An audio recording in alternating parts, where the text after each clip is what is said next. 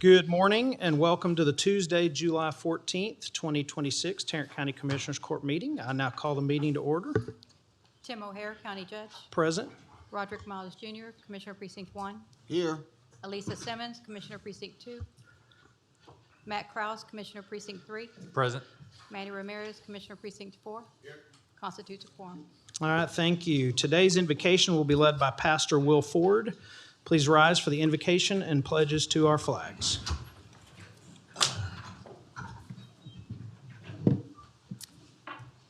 Let's all bow our heads, please. Heavenly Father, we come before you today. Thank you for 250 years of your faithfulness in our great nation. It's been great because of your son's mercy. We thank you for your mercy upon this county and upon this court. We thank you that there's a court above this court. It's the court of heaven. Yes. And so, Lord, we appeal to your mercy. Would you restrain what we deserve and give us what we don't deserve? Lord, we need more of you. We need more of your presence, so we can't deserve it. So we ask for wisdom to be on every commissioner today. Give them the spirit of wisdom and revelation today. Yes, and in this year of Jubilee, God, let every person who needs forgiveness be set free. Yes, come in great power and great glory, we ask. And we give you this room today, Holy Spirit. Yes. In Jesus' name I pray. Amen. Amen. Thank you, Pastor. Please join me in the Pledge of Allegiance to our flag. I pledge allegiance to the flag of the United States of America and to the republic for which it stands, one nation, under God, indivisible, with liberty and justice for all. And now the Texas flag. Honor the Texas flag. I pledge allegiance to thee, Texas, one state, under God, one and indivisible. Thank you. You may be seated. Okay, we have some agenda announcements. Mr. Merritt. Thank you very much. Good morning, Judge and Commissioners. Just a couple of quick announcements this morning. First of all, we have 3 items which have been withdrawn completely from the agenda. Those items are under proclamations and resolutions, item 2. And then under the consent agenda, items E10 and F5. Additionally, court members, we have several items which have been pulled from the consent agenda for individual consideration. Those are E1, Q4, Q15, Q21, U2, not to be confused with the band, U3, U4, and U5. And a final quick announcement, there is an updated public health fee schedule in your red folders. Thank you very much. All right, thank you, sir. All right, do we have any announcements from our court members? Yes. I'd like to announce that we will be hosting our 11th annual Healthy Lives Matter Alzheimer's Education Seminar. Registration is now open for our Alzheimer's Education Seminar. You can find it on our county website. The seminar will be held on August the 22nd from 9 a.m. to 2 p.m. It will be held at Tarrant County College Trinity River campus. This event brings together families, caregivers, healthcare professionals, and community members for education, resources, and support. I want to encourage our residents to register and join us as we continue to support families impacted by Alzheimer's and dementia. For those of you who know, my predecessor, Commissioner Brooks, is the one who started this program, and it was a personal program because his mother transitioned because of Alzheimer's. This event is personal to me as well. My father transitioned because of complications to dementia. Alzheimer's and dementia is a devastating disease. It takes those that we love and it leaves a shell of who they were. We carry in us the memory of who they are, who they were, and what they meant to us. But it is a difficult journey to traverse. And no one should have to traverse that journey alone. My friends, we are better together. This event will put you in a room with people who may be going through the same journey that you're going through. And we get to encourage one another, we get to support one another, and we get to lean into this work together. So I would encourage you, if you know of anyone who has a family member or a friend who's dealing with Alzheimer's or dementia and they're caregivers, invite them to come out and be with us. Next, we have our Tri-City Job Fair that is coming up. We're proud to partner with the City of Forest Hill, the City of Everman, and the City of Keller as they offer the Tri-City Job Fair on September the 24th. From 10 a.m. to 2 p.m. It will be held at the Everman Civic Center. We are trying to connect residents to employment opportunities because it is an important part of strengthening our communities. We encourage all job seekers to save the date and join us. We'll share more information as the date approaches. I would like to take a personal moment of privilege and acknowledge the passing of a dear friend and community stalwart, Johnny Lewis. Johnny Lewis was a resident of the historic Southside community. He was a fierce advocate for that community, and he was a dedicated employee of Tarrant County. He served as a probation officer for decades. We mourn the passing of Mr. Johnny Lewis. He was a friend, a mentor, and someone who held those in public office to the highest of standards. His loss is deeply felt in the historic Southside community, and I would ask that you would join me in your personal time to pray for the Lewis family and the Southside community. Lastly, National Intern Day is on July the 30th, but I want to acknowledge my amazing 2 interns today because they'll probably not be here come July or the next time we gather in court. So if my interns are in the room, which they should, he said they're in the overflow. He said they're in the overflow room. Look at them, boy. You try to brag on them and they don't show up. But I would like to congratulate 2 amazing young people, Macy Williams, who is a rising senior at Hampton University, and Devin Bloomer, who is a rising junior at Clark Atlanta University. They are amazing young people. They have brought so much energy, fresh perspective, and innovation to my office. I feel about 10 years younger. They have been a joy to have with us and to work alongside me. Up here they come. There they are. Y'all give them a minute.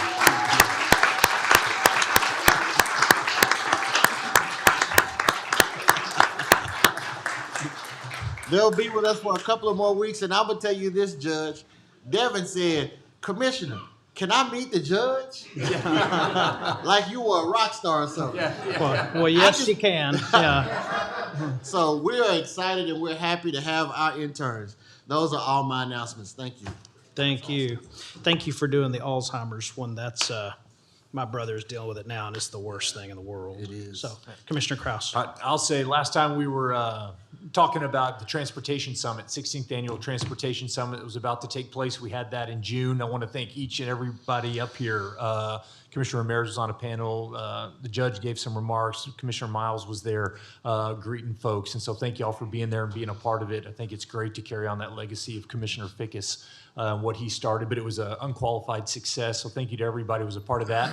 Today at 2 p.m., Precinct 3, Arlington, North Texas hosts its 9th FIFA World Cup game in the last 19 days. And I just want to say thank you to Michael Morris and the COG, to City of Arlington, to our Tarrant County folks. I think we have done a great job of showing the world stage how competent and how effective and how innovative we can be. So it's been a great couple of days. It's been a great tournament in so many ways, but just want to thank everybody who made sure we could get to and from those games seamlessly. They've done a great job.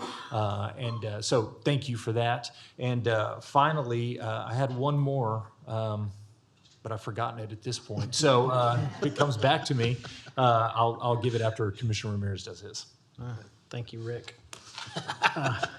I just have one quick one. I want to congratulate the City of Fort Worth and Texas FFA Association for holding an incredible annual convention at the Convention Center in Fort Worth, July 6th to the 10th. They gave away hundreds of thousands of scholarships to FFA kids and 4-H kids across the state.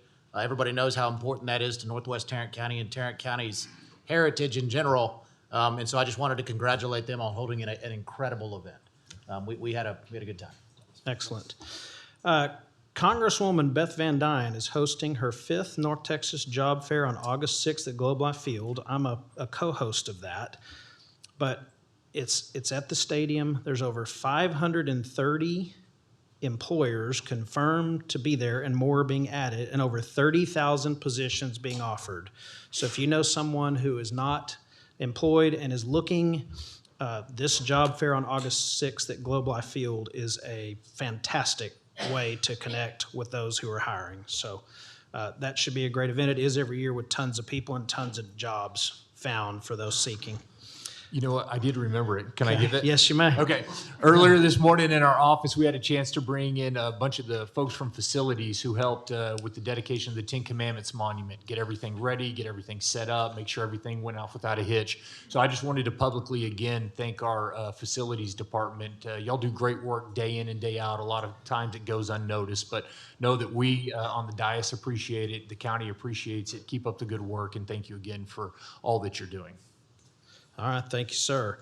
Now we will move to public comment for proclamations, resolutions, and presentations. I believe the number of speakers that we have signed up in both places will bring our time allotted to 2 minutes. A reminder that if you signed up to speak in both sections, you get 2 minutes total to be divided however you choose. So the first speaker I have is Allison Campalo. Following Ms. Campalo is Reed Bills.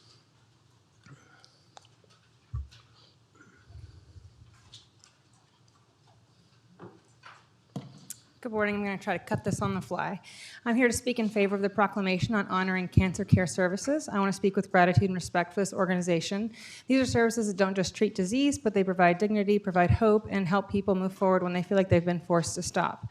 3 of you have cast doubt on your ability to vote in favor of proclamations honoring such community-oriented, selfless services like cancer care services. Last month, 2 commissioners attempted to honor an extremely similar organization, an organization which provides treatment and health care to those that need it. And despite this organization operating in full compliance with Texas and U.S. laws, 3 of you decided to vote that proclamation down anyway. 1 of you clearly voted it down in fear of your colleagues. 1 of you blatantly lied from the dais. You lied even though the speakers and Commissioner Simmons told you the truth. You said, I can't in good conscience put the county seal behind an organization that seeks to actually do what I think is more damage to children than to kind of let them go through that gender dysphoria until they go through puberty themselves without trying to stunt it. Commissioner, and you're my commissioner, you know this is a lie. We both know how smart you are. You know the Help Center doesn't treat children. You know they don't provide any surgical services of any kind. They prevent and treat HIV to keep people alive, but I guess in your view, only the adults who have the right kinds of consensual sex deserve health care.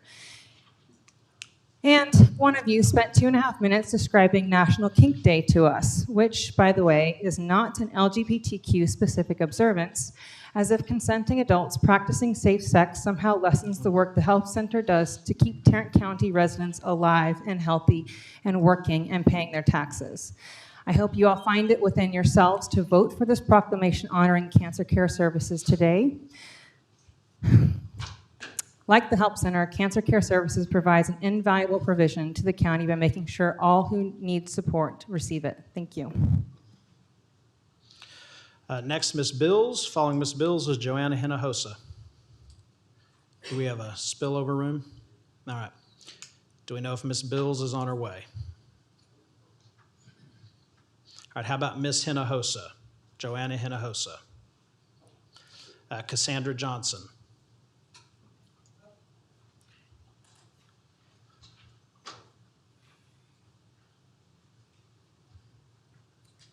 Ms. Johnson, are you here to speak on one of these resolutions or regular public comments?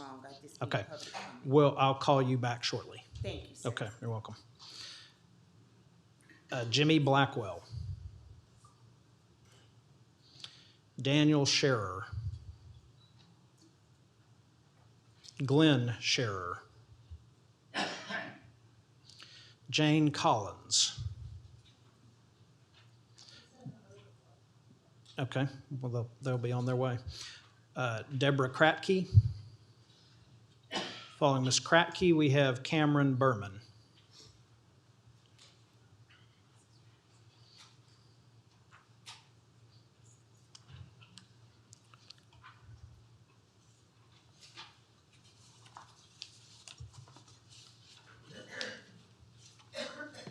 Morning. My Good name is morning. Deborah Kratke. In last month's meeting, I expected pushback from this panel, and Judge gave us some pushback, and so did Kraus and Ramirez. But I wasn't prepared for the statements that were made. All right, I'm going to go ahead and interrupt you here. Sure. This section is for public comments related to these proclamations, resolutions, and presentations. And this is on the proclamation recognizing Carroll Independent School District for their victory in defending girls' sports and Title Fair IX. enough, you may continue. All right, thank you. And please give her another 20 seconds. Thank you. You talked about how this was political theater and was moving to be divisive. I quite frankly find this proclamation to also be divisive. It would appear that there always has to be an other. Sometimes it's a Muslim educator. Sometimes it's a member of the LGBTQ community. There has to be a bad guy. So let's talk facts. The best available evidence suggests that the number of transgender students actually participating in school sports in Texas is extremely small. Texas does not track how many transgender students play sports, but based on available national data and Texas-specific enrollment patterns, the likely number is very small, perhaps in the low dozens, and perhaps lower. I believe you all know this, but it sure makes an easy target. The transgender people that I know work hard to keep out of the public eye. Most just want to live their life in peace, but they understand the hate that many in this community held toward them. Here you are adding kindling to the fire. By bringing forth this proclamation, you once again put a target on their back. Now let's talk about the language that was used in last month's meeting. Let's talk about political theater. Do you really think we do this for fun? Come on now, really. I can promise I sure don't. Coming to downtown Fort Worth in July in this heat is not fun. I'm old and I'm in bad health, but I come anyway. I believe in Tarrant County. I believe in the people who live here. I believe that there are many good people, and there are more good than bad. But you wouldn't know it by the way sometimes this court does business. Here's the thing. I hate coming here, but I'm not going away. Please state your name into the microphone for us.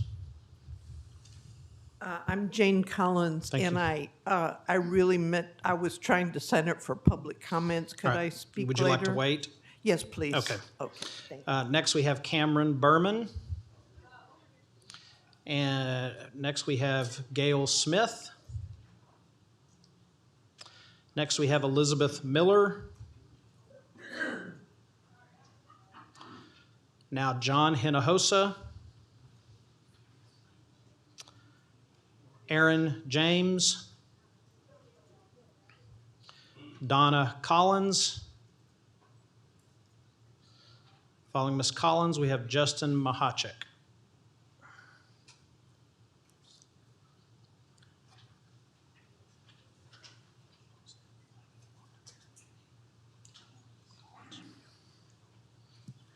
Thank you. Thank you for the opportunity to speak today. My name is Donna Collins. I live here in Fort Worth. I am here to speak on the proclamation recognizing Carroll ISD for their victory in defending girls' sports. First of all, I want to say I applaud the court for this recognition that Carroll ISD held in preserving both fairness and in competition in the educational mission of school sports. I have two loved ones that are categorized as gay, and they agree with me that sports should be segregated by sex at birth. I want to say that God made two genders, that's in the Bible, male and female, God made two genders, and anyone that teaches that otherwise than that is giving heed to deceiving spirits and doctrines of demons. 1 Timothy chapter 4, verse 1. Thank you. Thank you. Ms. Bills, do you want to speak on the proclamations and resolutions section? Is that a yes? Yeah. Yeah.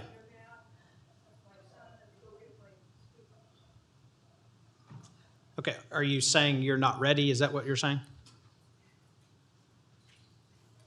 Okay.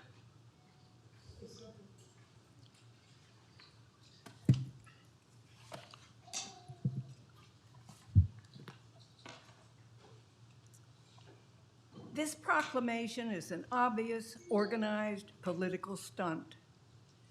The Commissioners Court should be focused on bettering the lives of our citizens. It is not the business of the court to put the county's name and seal behind a divisive social agenda or an organization that celebrates a judicial decision that actually causes harm to transitioning children. The court's responsibility is to protect all children, not sacrifice them in the name of ideological advocacy. Thank you. Thank you.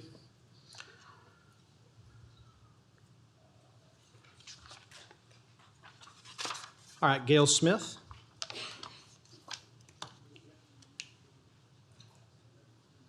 Good morning, Judge O'Hara and Commissioners. I just came to speak in favor of the proclamation to honor South Lake Carroll for doing honorable things, because when we do honorable things, we should be acknowledged. And my kids don't attend South Lake, but I think that they are a really good example of what public school can be if decisions are made correctly. So I'm in favor of honoring them and also our veterans. So thank you for everything that you do. Thank you. All right, is there anyone else in the room that I called during this section? Judge, it was my intent to speak during regular public comment. Okay. I It's okay. That is okay. All right. You're welcome. Okay, so I think that's everyone that has signed up on this, which now brings us to our proclamations, resolutions, and presentation section. First up is employee recognition. And we have some amazing employees here in Tarrant County. We honor them every month on their anniversary month. And as we usually do, I'm going to read the 5-year employees. And for those of you who are here, please stand as I call your name so we can recognize you. Ohiniwa Asare, Carolyn Bogan, Kyle Bunch, Letitia Cortez, Aaron Ellis, Amelia Escamilla, Jennifer Franklin, Devin Gray, LaDonna Hilliard, Melinda Hogan, Yesenia Yarigui, Hunter Johnson, Dondrione Kennedy, that's a cool name, Aubrey McDonald, Benjamin Mata, Christina Merced, Zachariah Messick, Larna Miles, John Moore, Fernando Navarro, Martha Reyes Hewitt, Shaquiar Smith, Laura Spencer, Miles Taylor, Veronica Torres, and Elnora Williams. Thank you all for 5 years. We appreciate you.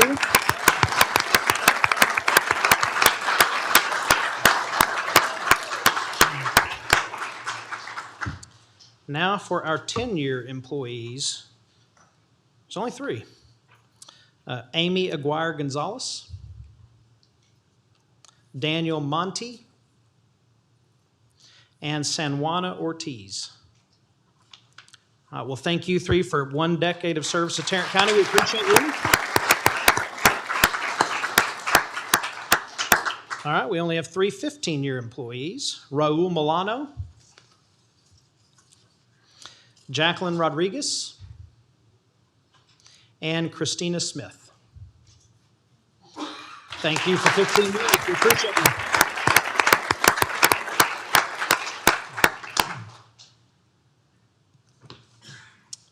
Now for our 20-year employees. Cody Bell, Adam Colbert, Antoinette Lancaster, or as we say in Texas, Lancaster, right? Michael Morris, moonlighting, didn't know that. Nathan Peters, Mariana Sherwood, and Tuan Tree. Thank you all for 2 decades. That's a long time. We appreciate it.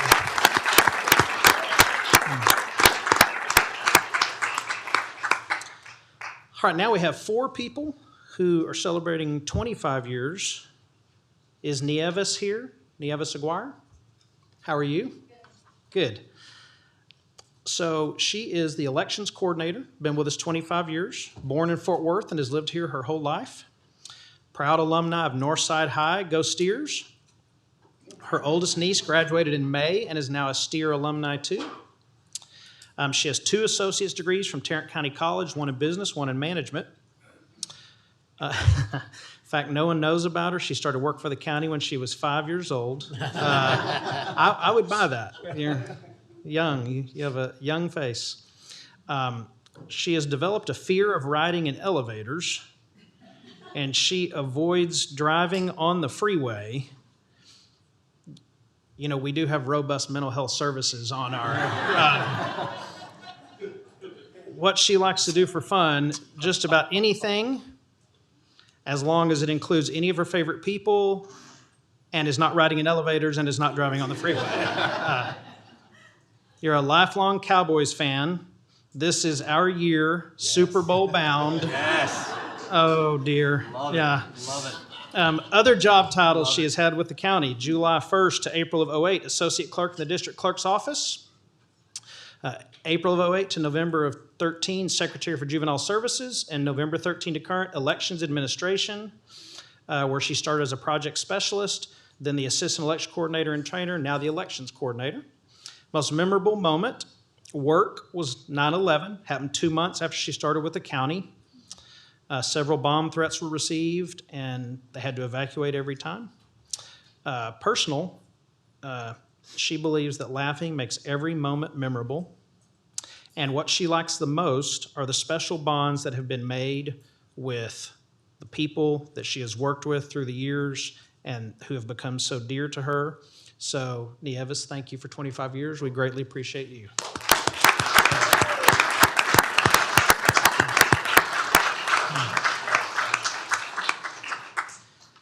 All right, next we have Charles Tucker. Is Charles with us? Did he make it? Okay, well, Charles has been with us 25 years, born in Fort Worth, went to high school at Northside Christian Academy, has 1 son, 1 daughter, loves sports, and other titles he's had with the county: Building Engineer Tech 3. His most memorable moments, watching his son and daughter be born. And what he likes the most, I like this: short, simple, steak for dinner. That's pretty good. All right, Charles, thank you for your 25 years of service. We appreciate you very much.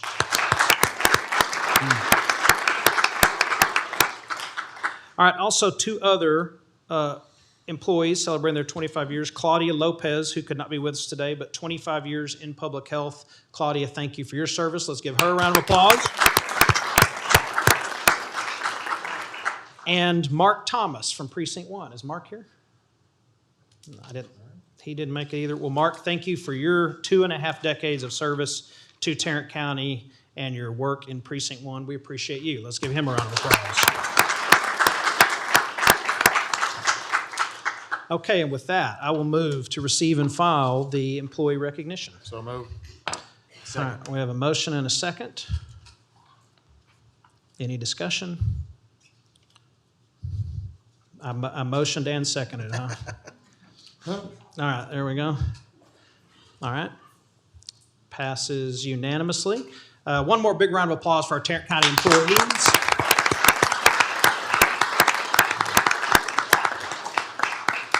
You certainly do not have to leave, but we have a reception in your honor on the 4th floor.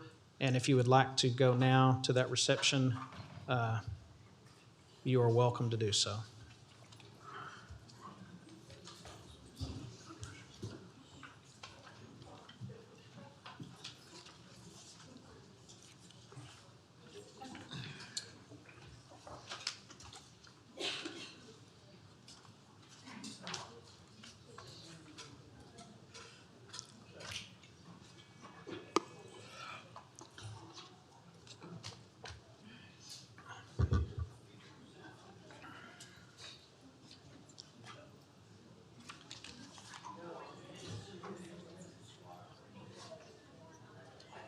All right, would we please let anyone in the spillover room know that there are now a number of seats here available.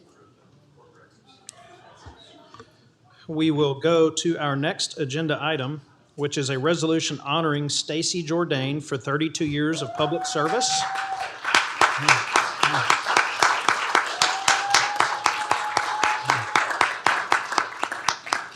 So this is a resolution put on the agenda by Commissioner Simmons, and handling this in her place will be Commissioner Miles. All right, it is my honor and privilege to recognize Stacy Jourdain for 32 years of committed public service to the residents of Tarrant County. Whereas Stacy Jourdain began her distinguished career in public service on September 6, 1994, with the Texas Department of Human Services, later renamed the Department of Aging and Disability Services, serving as a medical eligibility specialist dedicated to assisting older adults and individuals with disabilities in accessing essential in-home services, medical facility care, Medicare support.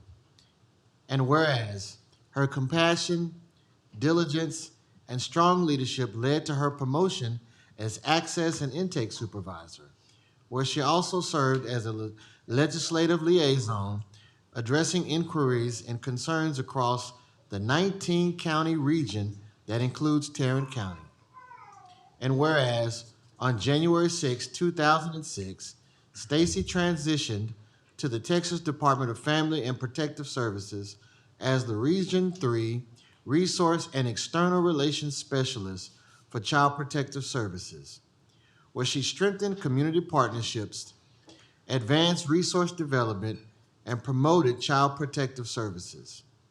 And whereas Stacy has championed the mission of DFPS by fostering collaboration with family violence providers, prevention coalitions, nonprofits, faith communities, child welfare boards, and many partners committed to protecting children and supporting families. And whereas she helped establish the first parent collaboration groups in Tarrant County, Dallas, Denton, and Hunt counties, and organized key initiatives that enhanced communication, supported caseworkers, and promoted equity and normalcy for children. And whereas in her role as Tarrant County Board Liaison Supervisor, Stacy has strengthened services for vulnerable children and families through her mentorship and leadership. And whereas Stacy Jourdain will retire on July 31st, 2026, after 32 years of exceptional service to the state of Texas, leaving a legacy defined by compassion, collaboration, and dignity. Now, therefore be it resolved that we, the Commissioners Court of Tarrant County, do hereby recognize and commend Stacy Jourdain for her extraordinary contributions to children, families, and the community. In witness whereof, we have hereunto set our hands and caused the seal of Tarrant County to be affixed this 14th day of July 2026. I move approval. Second. All right, we have a motion and a second. Any discussion? All right, seeing none, please cast your votes. Passes unanimously. Well done, Ms. Jourdain. If you will come down.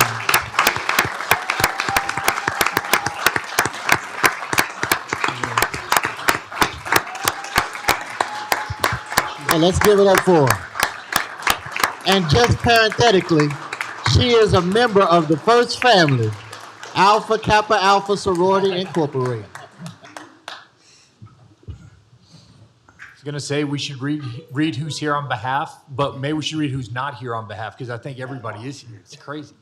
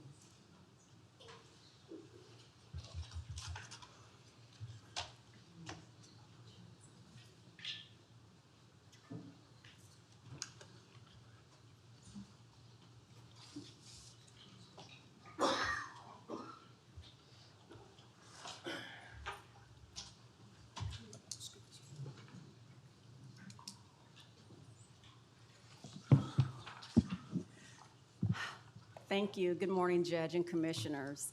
I am honored, and I thank Yah for all that He's done for me and my family.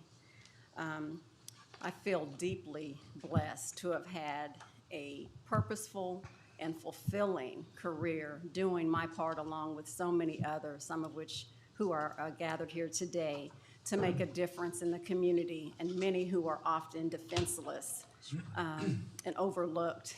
I thank Commissioner Simmons in her absence and Commissioner Miles for those very kind and generous words and this very thoughtful recognition.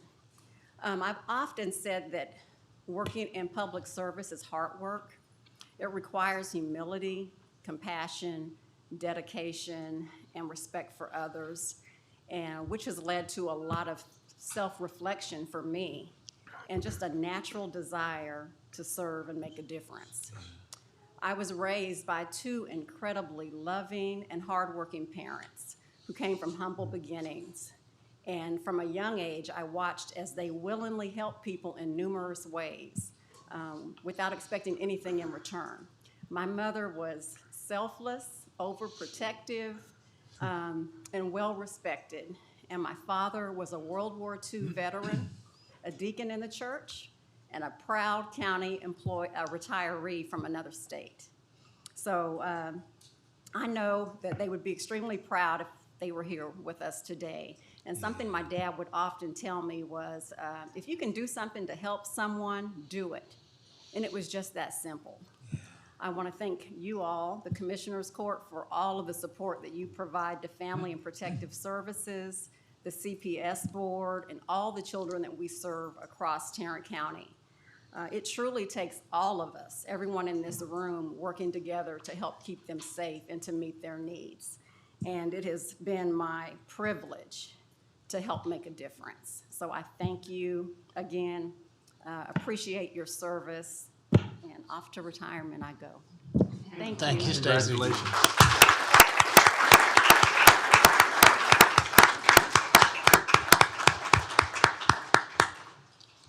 All right, next we have a resolution celebrating the 80th anniversary of Cancer Care Services. Will be presented today by Commissioner Miles as well.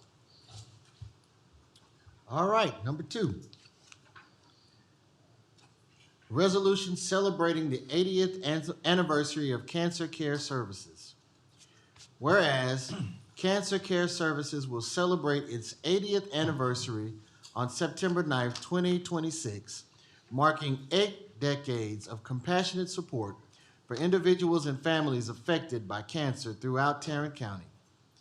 And whereas, since its founding in Fort Worth in 1946, Cancer Care Services has remained committed to ensuring that no one faces cancer alone by providing essential, emotional, financial, and practical support through every stage of the cancer journey.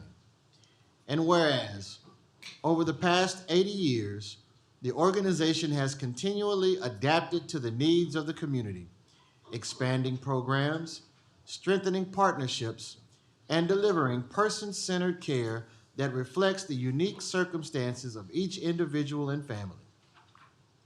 And whereas, Cancer Care Services helps individuals overcome barriers to treatment, including access to insurance, transportation, medications, and other vital resources, enabling patients to begin, continue, and complete life-saving care. And whereas, through oncology social work, emotional support, financial assistance, survivorship and caregiver services, volunteer engagement, and strong community collaborations, the organization has improved the quality of life for tens of thousands of residents at no cost to those served.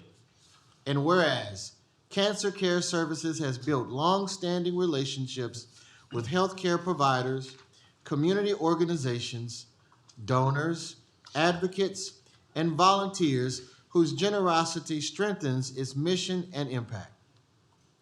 And whereas, for 8 decades, Cancer Care Services has embodied the compassion, resilience, and spirit of service that define the Fort Worth community, ensuring that individuals and families facing cancer receive support, connection, and hope. Now, therefore be it resolved that we, the Commissioners Court of Tarrant County, do hereby recognize Cancer Care Services and encourage all residents to join in honoring its legacy, people, and 80 years of service to our community. In witness whereof, we have hereunto set our hands and caused the seal of Tarrant County to be affixed this 14th day of July 2026. I move for its approval. Second. All right, we have a motion and a second to approve this item. Any discussion? All right, seeing none, cast your vote. Passes unanimously. Is there a representative from Cancer Care Services? If so, if you would come down at this time. There are 5.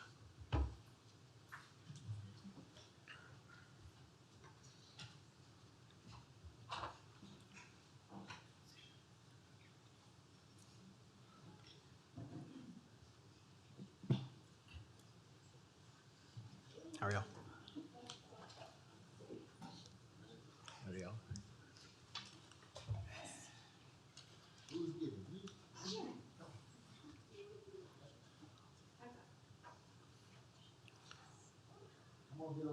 Get in there. Try not to do it.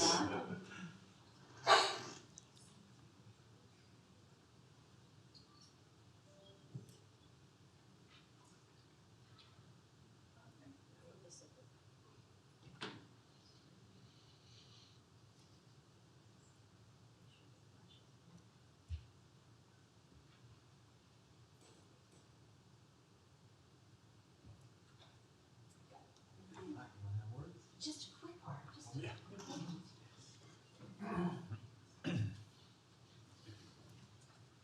Thank you.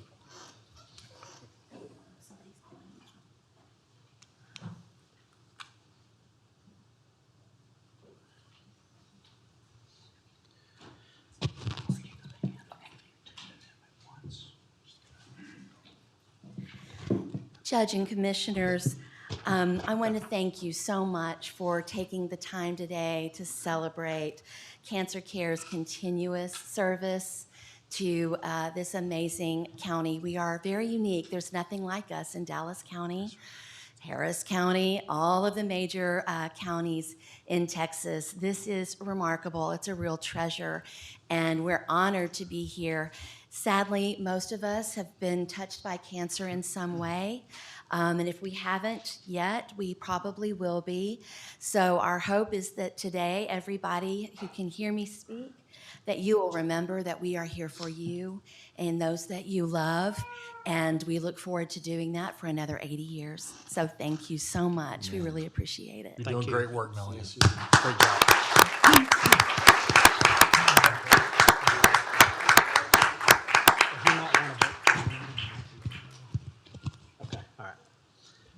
All right, next up on the agenda is a proclamation honoring Carroll Independent School District for being named recipient of the 2026 Texas High School Athletic Directors Association's Texas Cup.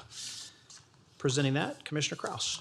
Thank you, Judge. And just for the commissioners on the court, we actually have two proclamations for Carroll ISD today. So if it's okay with y'all, I'll read the first one, we can vote on it, and then I'll read the second one. No reason to have them walk up and back twice, and if y'all are okay with that as well. But so I'll do the first one, and then I'll move straight to the second one, and then we can honor them and have them speak if they'd like to. But we talk a lot about athletics here on this dais. I think every one of us have brought in a different team that has won state, that has done incredible in their athletic competitions. Today we're recognizing Carroll ISD because of the totality of their athletic accomplishments have put them at #1 in the entire state in Class 6A in terms of athletic programs. And so I'm going to read this resolution real quick, but I thought that was definitely worth celebrating and recognizing.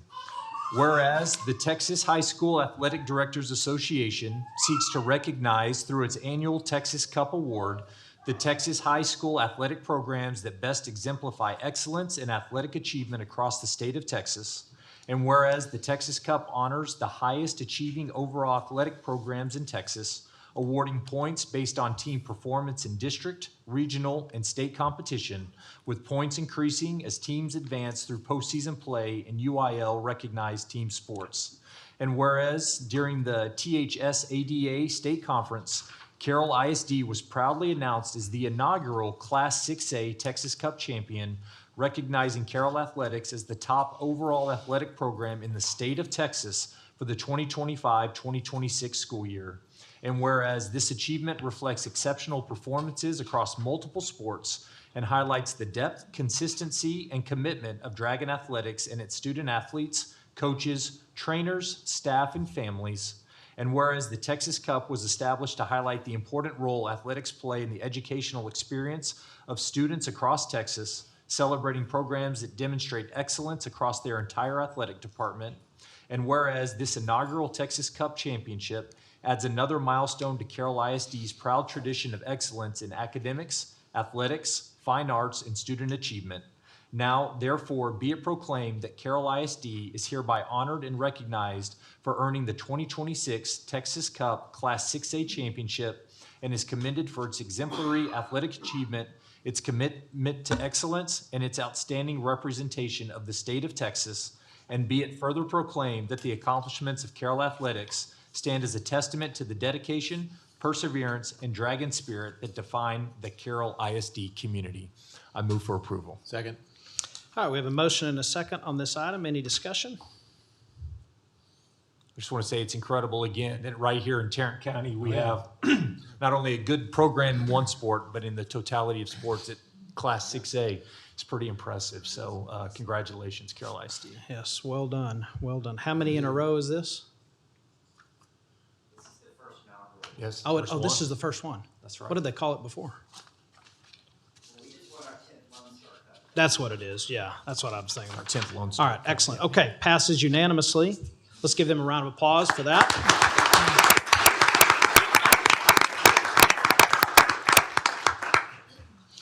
Next is also a proclamation recognizing Carroll ISD for their victory in defending girls' sports in Title IX, leading to a shared victory at the U.S. Supreme Court. Commissioner Kraus. Yes, thank you. Again, kind of going on the athletic theme, sometimes there's common sense issues. Some speakers were talking earlier about how this might be divisive or in some way political, but I don't think it is. I think this is an issue that, some say 80-20, some say 90-10. I would say closer, it's 95-5 in our country today, that we believe that girls should play girls sports, boys should play boys sports.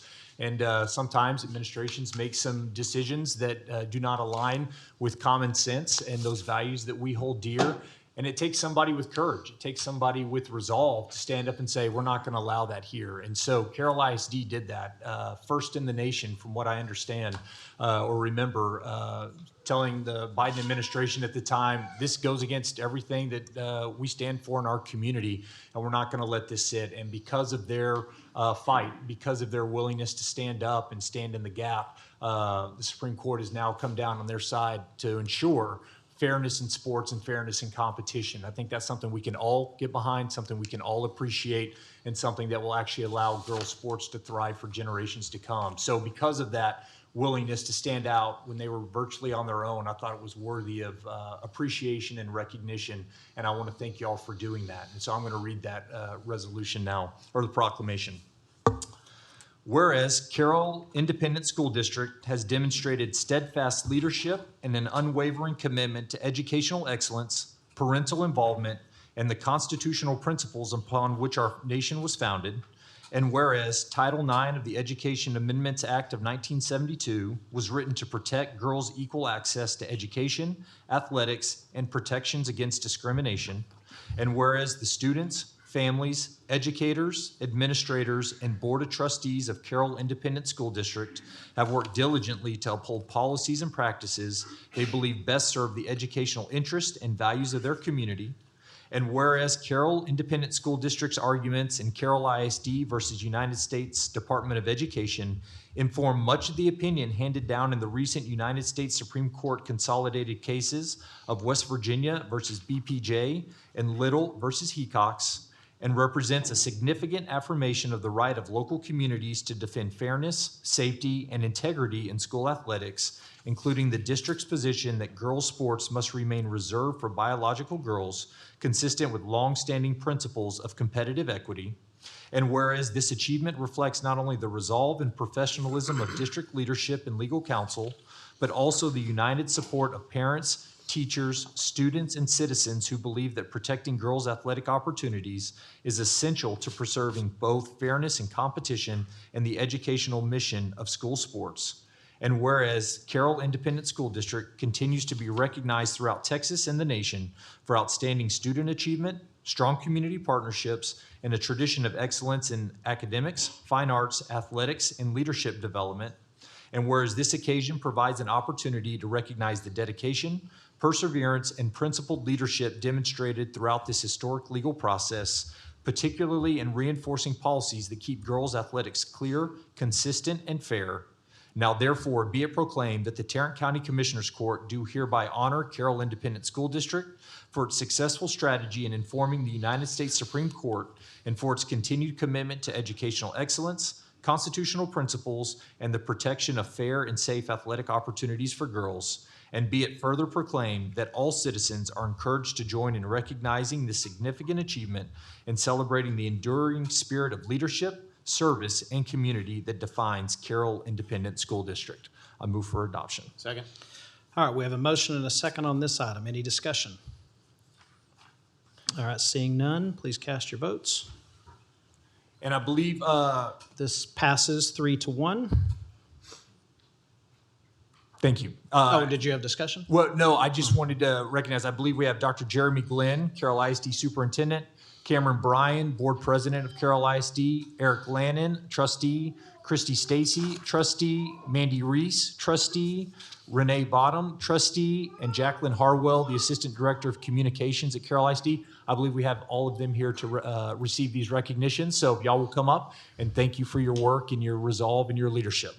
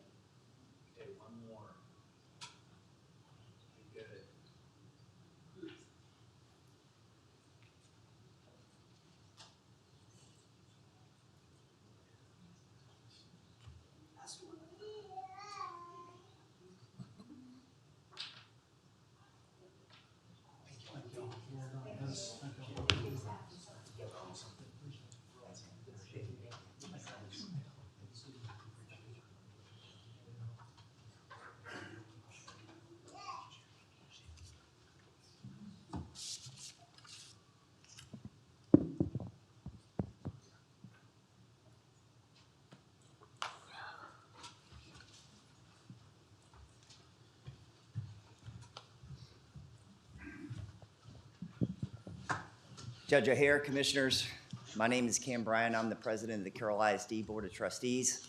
On behalf of our board and our superintendent, thank you so much for these recognitions. It really means a lot to us. I'm super proud of this board and this superintendent for always standing up for what is right, always striving for excellence. And that's why this school district, Carroll ISD, consistently ranks #1 in the state of Texas. Thank you guys for what you do. Thank you for your service, and thank you again for the recognition. Thank you. Thank you. Good job, Cam.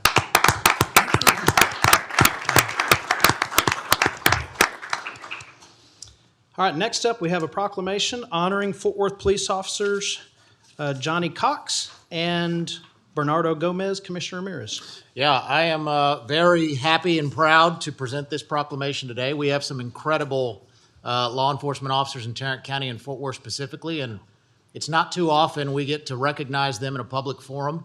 It's very easy to stand up and criticize when officers make mistakes, but it's just as equally important as we have to stand up and recognize tremendous service when it happens. We've got some incredible members of the Fort Worth Police Department with us today. We've got Police Chief Eddie Garcia, Assistant Chief Ricks, Deputy Chief Smith, Lieutenant Wood, Lieutenant Horn, Commander Stewart, Sergeant McGowan, and then Officer Bernardo Gomez with his beautiful family, his wife and baby over there. So I'll read this proclamation, then we'll celebrate these two officers. Proclamation honoring Fort Worth Police Officers Johnny Cox and Bernardo Gomez. Whereas on Friday, June the 12th, 2026, near Dream Park along the Trinity River, Fort Worth Police Officers Johnny Cox and Bernardo Gomez responded to a call reporting a missing child. And whereas upon arriving at the scene, the officers acted with vigilance, urgency, and compassion, locating the young child partially submerged in the water. And at that critical moment, Officer Cox and Officer Gomez, without hesitation, entered the water and pulled the child to safety just as the child began to slip beneath the surface. And whereas these officers displayed remarkable bravery, professionalism, and deep humanity in a moment that called not only for skill, but for heart, embodying the best of the Fort Worth Police Department and the noble calling of public service. And whereas their actions remind us that behind every badge is an individual who stands ready day after day to face the unknown, to act without regard for personal safety, and to offer hope in the most perilous of moments. And whereas the Tarrant County Commissioners Court honors and commends Officer Cox and Officer Gomez for their heroic intervention, their compassion towards a vulnerable child, and their steadfast commitment to the safety and well-being of the residents of Fort Worth and Tarrant County. Now therefore be it resolved that we, the Commissioners Court of Tarrant County, do hereby formally and wholeheartedly honor and commend Officer Johnny Cox and Officer Bernardo Gomez for their exceptional courage, their life-saving heroism, and their enduring devotion to the highest ideas of public service. We further encourage all residents to offer their deepest gratitude and unwavering support to all public safety professionals who protect our community with honor, sacrifice, and an unshakable commitment to preserving life. In witness whereof, we have hereunto set our hands and caused the seal of Tarrant County to be affixed this 14th day of July 2026, and I'd move for approval. Second. All right, we have a motion and a second to recognize these fine officers. Any discussion? All right, please cast your vote. Passes unanimously. Ladies and gentlemen, please come up here and give them a round of applause.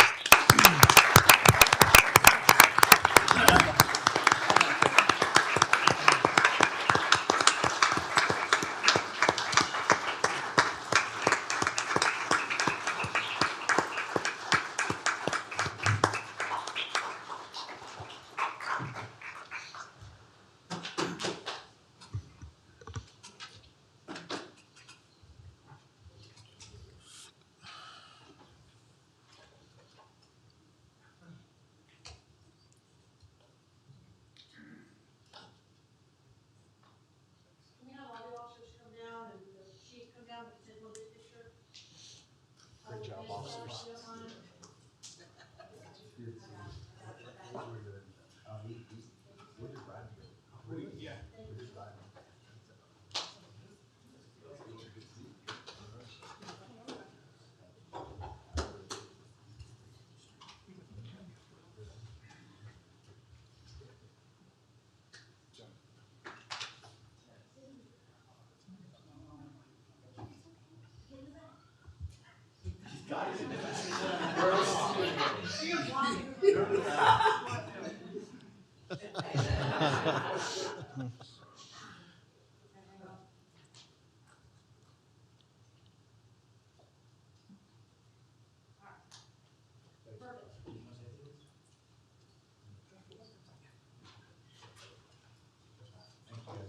Thank you, gentlemen. Thank you. Thank you.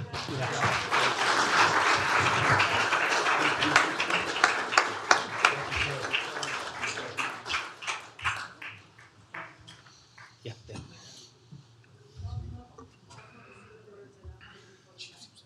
Oh, he's awesome.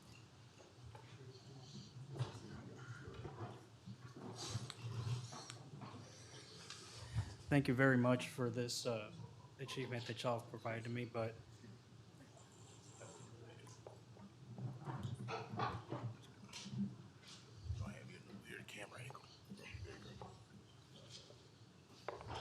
all right, is that better? Yeah. Okay. I want to say thank you very much for this achievement y'all have provided me. I think any other officer in my shoes, just the right place at the right time, would have done the exact same thing I did. I mean, it just came back to my training, just knowing, what the call details were. I'm just very happy that that child made it out alive. I think any moments, later, that child would have probably gone deep in that water. And I just want to say thank you. Thank you very much. Thank you, Bernardo.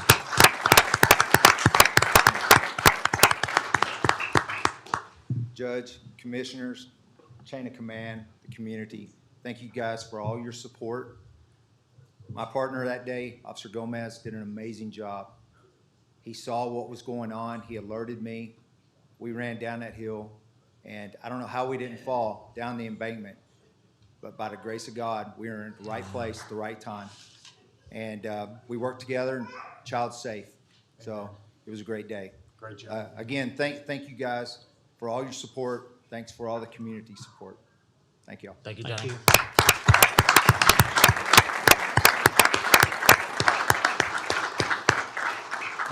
And I'll say one thing. Johnny says that he was in the right place at the right time. Well, that happens a lot. We call him in the Fort Worth Police Department the Silver Fox, Johnny Cox, and he's done a great job for a long, long time. Thank you, Johnny. Appreciate it. Thank you.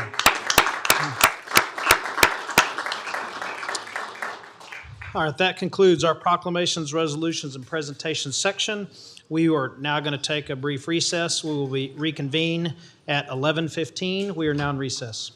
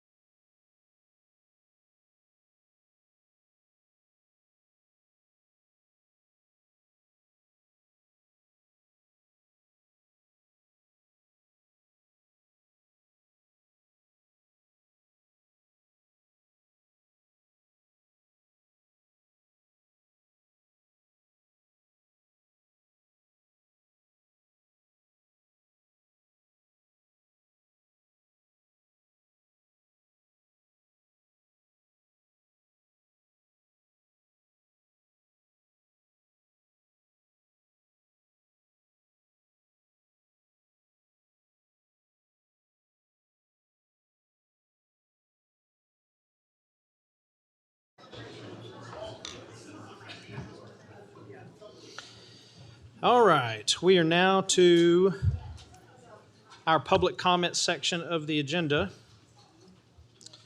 And the time is 2 minutes. First up is Bob Willoughby, and then Chris Wood.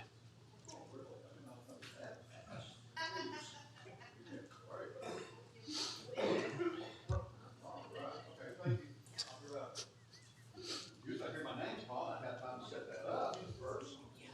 I'm never first at anything, I'm a dummy, I'm the last of this. Especially my son. Okay, I got 2 minutes, right?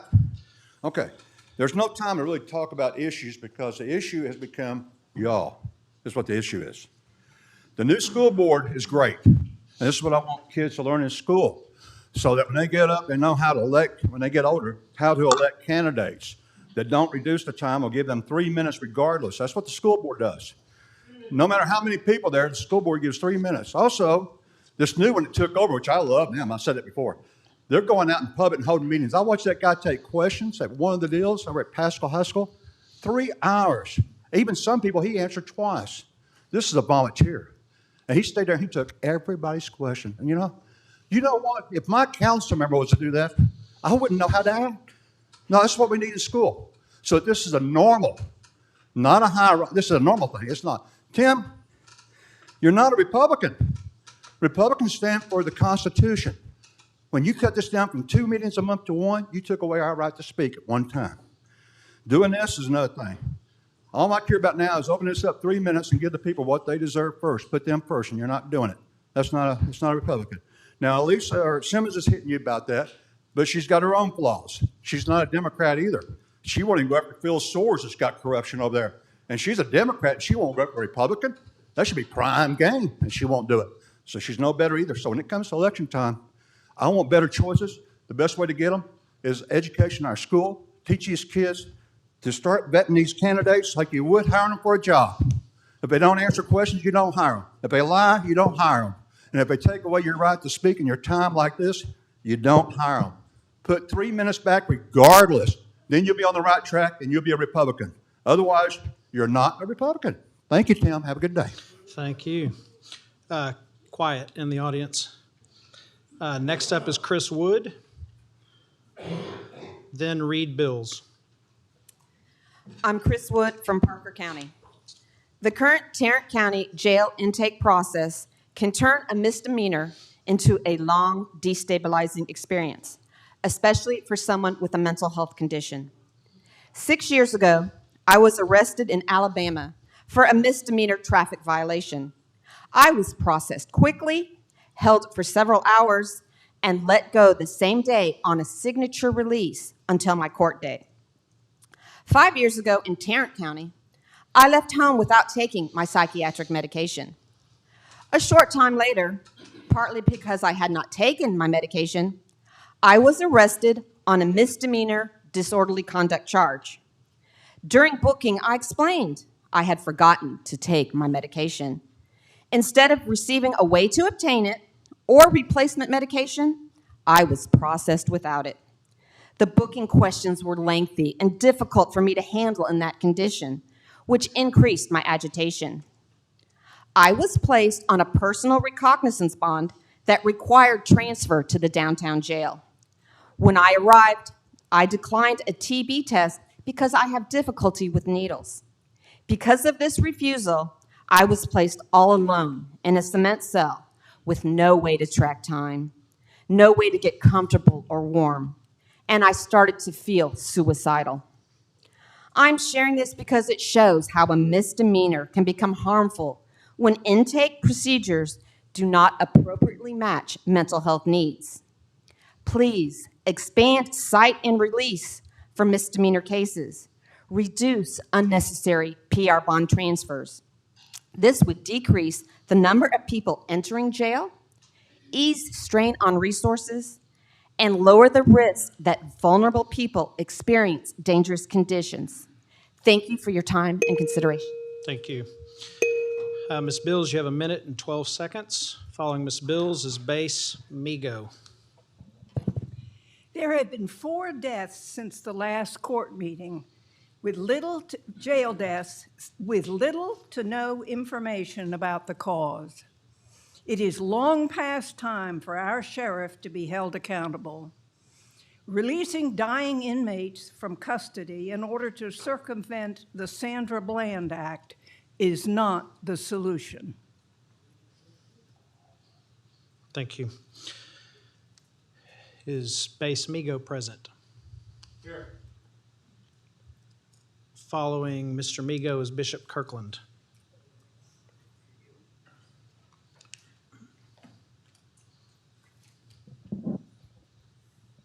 Hi, I'm Base Migo. Carl Avery McCrae, dead June 16th, 2026. Cause of death not known. James Kent Johnson, dead June 18th, 2026. Cause of death not known. Mac L. Greer, dead June 17th, 2026. He died from fatal head injuries in the jail. No investigation. Victor Runnels, dead June 25th, 2026. He died while he was handcuffed to his bed. These human beings were relatively young, all younger than me, all dead since this previous meeting here. 4 dead in the last month. Something's not right.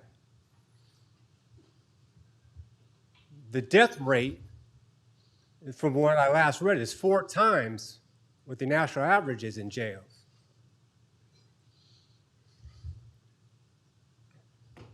The Commissioner's Court, you're not doing your job.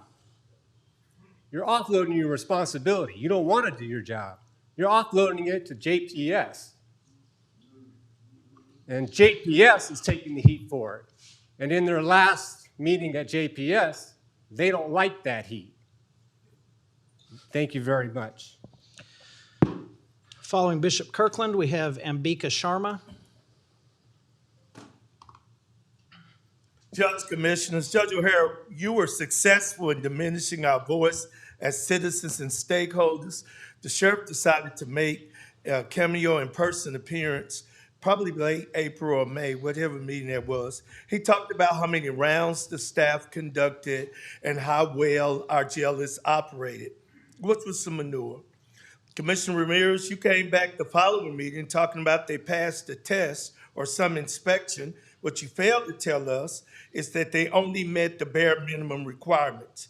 My question to you, if things are so great, how in the whole fudge does people keep dying in that jail? The sheriff says it because the people have health issues. I have health issues. I have high cholesterol, high blood pressure, I'm diabetic, I'm anemic, I've had 2 bouts with cancer, but I am still alive. I'm alive because I have not spent one single night in that death trap of a jail. Nothing is going to change about that jail until you people acknowledge we have a problem. And as long as these people keep dying supposedly at JPS, we know there'll be no real inspection at that jail. We need to tell the truth about where these people are dying. We need to hold people accountable. Let me explain something to you, Commissioner Ramirez. My village do not dislike cops. We dislike bad cops. We dislike cops that want to police us and not serve us. If there are bad Marines, if there are bad pastors, if there are bad citizens, there must be bad sheriffs. And all of the hoopla and all of the excitement, whenever they do one thing called doing their job, it's a big to-do. When are we going to hold Sheriff Wilburn accountable for the 4 deaths in that jail? Ambika Sharma is next. Quiet. Blaine Toole after Ms. Sharma. Ambika Sharma, Precinct 1. I want to touch a few topics on the agenda. So let's start first with calendar. I would like to see 26 meetings for the next calendar year. When I have meetings with my employees, I try to offer them at least 2 minimum check-ins a month. We elected you and we pay for you. We are your employers, you are our employee. So as our employee and as your employer, I'm asking, and we are asking for 2 minimum meetings per month plus 2 for budget. In other words, 26 meetings is what I'm expecting to see. Number 2, TechShare. Manny, you're on the board of TechShare. Where are the financials? Why is it so difficult for me to find financials of TechShare? Supposedly it's a quasi-governmental owned entity that's a nonprofit. So Manny, my action item to you is by the end of this Friday, I need to see some kind of a statement from you as to why we should continue to invest in TechShare. Tom Wilder, the district clerk, is here asking for $1.6 million for TechShare. I don't understand what TechShare does and what's our ROI. So Manny, I'm looking for financial statements, I'm looking for ROI, and I need this by the end of the week. Next, $2.4 million undesignated funds that are being taken from the general fund. This is part of your appropriation budget. So I have 2 asks for you. One is when you vote on this consent agenda, please take that item out, and I want that $2.4 million to be voted on separately. And why are we taking money from general funds to give it to the sheriff? Does he not have enough money? Last I checked, he was loaded. So the $2.4 million, if you want to pay this, tell us who is it for. Is it for Rakana? And if yes, why did you end the contract with Rakana so abruptly? What did they do? So we want transparency on that. And lastly, budget. I know those are currently underway. As you look into the budget and decide on a deficit, another public debt, please look into the abatements that you continue to give out to entities like data centers and data warehouses. And do not tell me the data warehouses, that's the Freeport tax exemption by the state, because I expect you to send comments to the state. Thank you. Next, we have Blaine Toole, and then Harriet Harrell. Good afternoon, everyone. My name is Blaine Toole, Precinct 1. John Barr, 36. James Johnson, 40. Carl McCrae, 40. Matt Greer, 46. Victor Reynolds, 61. The names of 5 people have died in the Tarrant County Jail this year, 4 in a 10-month span last month. 80 people have died either in custody or shortly after their spending time in Tarrant County Jail over the past decade, the last of which, Victor Reynolds, was released from jail and transferred to JPS 30 minutes before being pronounced dead, right after his handcuffs were taken off from the bed. Mr. Reynolds' death was not considered an in-custody death, and thus no investigation. Move along, nothing to see here. Then Matt Greer, who sustained a head injury while in custody. He was again released on a personal bond after being transferred to JPS. He was brain dead within a few hours before his family could see him, and they took him off life support. He passed away shortly after. Again, not an in-custody death, so no investigation. Move along. The family and friends of these men deserve our compassion and respect. They don't deserve to be stonewalled on a technicality. The lives of people essentially written off under extenuating circumstances. Ending up in jail doesn't mean you waive your right to a fair and humane treatment. Being poor or sick shouldn't mean you risk a death sentence if you end up in county, but for too many, it has. Clearly, we need better oversight and accountability in regards to conditions and treatment in Tarrant County Jail. That means the sheriff's office needs to be more forthcoming and transparent, instead of trying to dodge accountability with paperwork. Liberté, égalité, fraternité. Thank you. Thank you. Following Ms. Harrell, we have Nan Terry.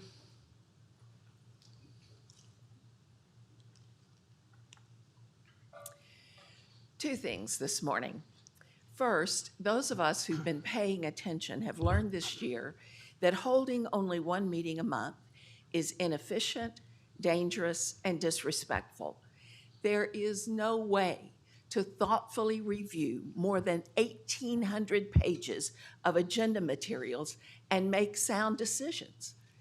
Consent Agenda C1 today illustrates another consequence: the county's inability to pay bills and claims promptly because meetings are so infrequent. We again ask you to return to at least 2 meetings a month. Second, 4 deaths in the jail within 11 days should lead to one question: why? I'm not here to assign blame. I'm asking you to insist on a serious examination of the gaps and barriers that allow these deaths to occur. The interlocal agreement between the county and JPS expires September 30th. Before renewing it, require clear responsibilities and accountabilities that are missing today. Right now, the agreement contains no standards for how detention officers are to work with JPS. At a minimum, it should establish mandatory referral requirements, medical notification standards, officer training, and shared performance measures. No more wringing hands, no more excuses. Fulfill your responsibility as commissioners by requiring meaningful changes that reduce the deaths in our jail. Thank you. Following Ms. Terry, we have Jane Collins.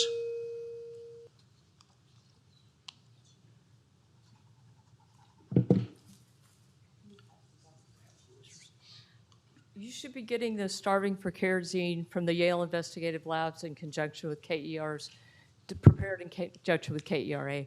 Have any of you spoken openly about the need to prevent deaths from dehydration or starvation?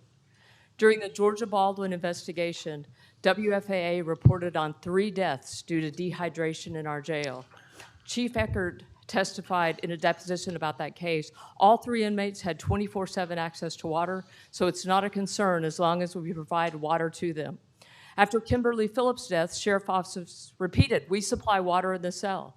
These are individuals with mental illnesses who decompensate or get worse with incarceration and don't know to drink. They are separated from their families and friends who would tell them to drink, but the people in charge of the building where they are detained don't think it's their responsibility to tell them to drink. Having made the first and second Starving for Care series a national publication, let's act differently. We don't need to be on the third.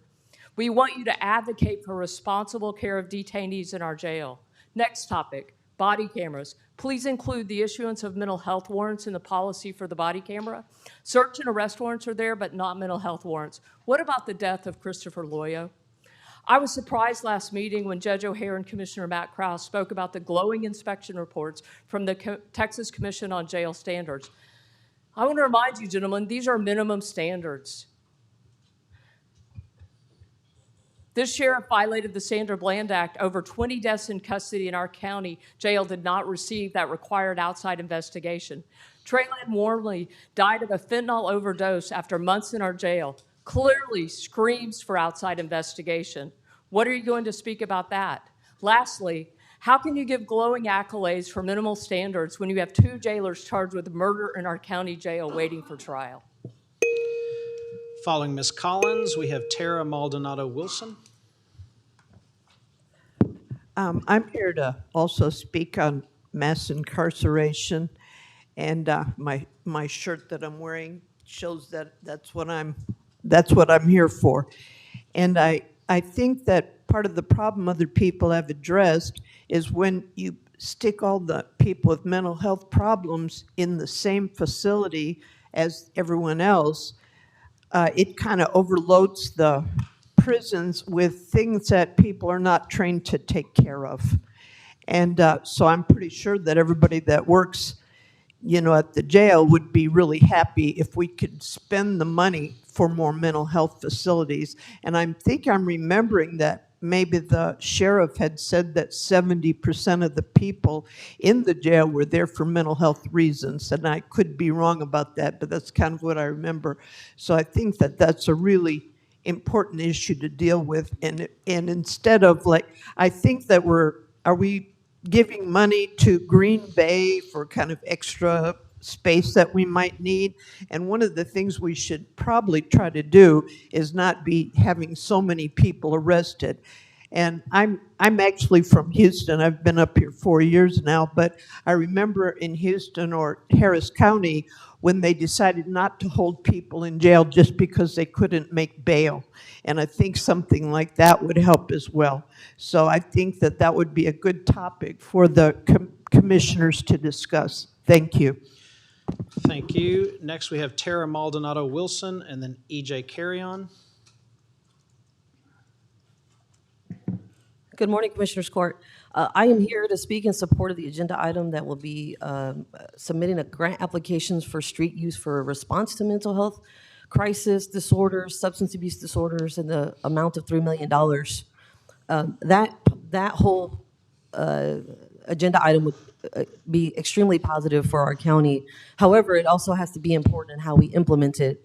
When I was back home in McLennan County, where I'm from, was part of an initiative that covered 12 counties that worked in intake and crisis, people that were experiencing crisis for whatever reason that is. And both McLennan County Sheriff and Waco PD were all in conjunction with that, and we all worked seamlessly to get these people intaked, seen, and placed properly where they needed to go. And I can't remember in the 4 years that I was associated with that program that anyone that was brought to our attention that needed crisis intervention help was ever even injured. And so my point to that is that there is a way that we can operate in this county to address this issue with integrity, with transparency, compassion, and empathy. It's just a matter is if we want to. The other part of this is that I've worked inside of the county jail as well down in McLennan County, and I know exactly what the intake process looks like. And also, in full transparency, I have been in jail twice since last November on non-criminal charges, with charges dropped because I pursued the justice system and prevailed victorious in it. So my point is that when you're in jail, depending on who your jailers are and what your entity is, you're really at the mercy of the compassion of those jailers to decide whether they want to give you water, whether they want to give you another styrofoam cup to get that water, and whether they want to let you out to use the restroom. So really, this is about a system that depends on other human beings to show empathy and compassion, and that's where we really need to be leaning in here and understanding that it's humans that can make the system better. Thank you. All right, following Mr. Carry-On, we have Lon Burnham.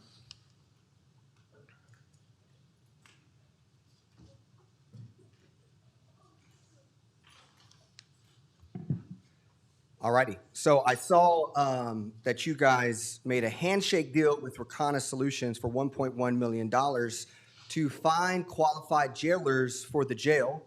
And I know you guys don't like to actually do any work, so you like to contract it out. I'm actually here to also offer my hand to give you a handshake, and maybe you can offer a contract with me to replace all of you. Would you shake my hand?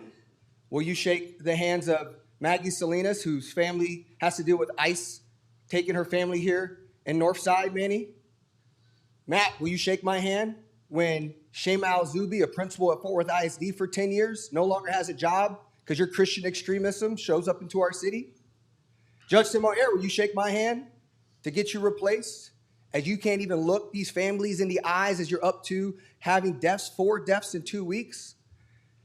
I believe all the community here, I asked the community, put out your hand. Put out your hand, community. Will you shake our hands? Because we know enough qualified people who are ready to be better than you.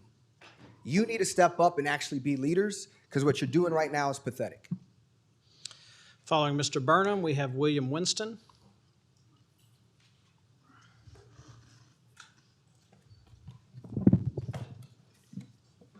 Hello, all. Thank you for the opportunity to spend part of Bastille Day with you. Many of us here today participated in a rally in March at our equivalent of the Bastille, the Tarrant County Jail. The chants were, too many dead and free the innocent. Too many dead because you guys are not doing your job and you're negligent. Too many incarcerated because the judges just aren't coming to work and doing their job. And we have certain people at this table here to blame for that. I want to remind you of your political theater. You proudly posted the 10 Commandments across the way, but you failed to understand your role and responsibility for the 5th commandment. In case you have forgotten, because you certainly don't observe it, thou shalt not kill. Thou shalt not kill. However you want to turn the phrase. You have failed the 80 people that have died in custody in the sheriff's period of time in office. You failed the families, you failed the community. I brought you 2 simple gifts today to remind you of your failure in the responses to this many good ideas that have been brought to this court. I don't see it right now, but I have a coffee cup to give to Tim, and it's really particularly telling. The first gift is a coffee mug for Tim. While Marie Antoinette said it out loud what she thought about the people, Tim is much more discreet. But actions are to curtail free speech and the struggle for justice in our jails say much more than the courts about the court's position on our rights than spoken words. The words on the mug say it all. Please make the stupid people shut up. Unfortunately, I think that is the private prayer of Thank most you, of the. sir. You're done. Please take a seat. You're, remove him immediately. And remove immediately.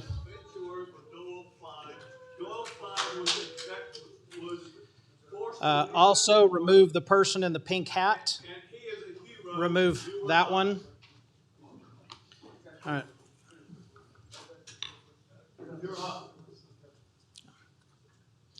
Remove the woman in the pink hat on the next to the back row as well.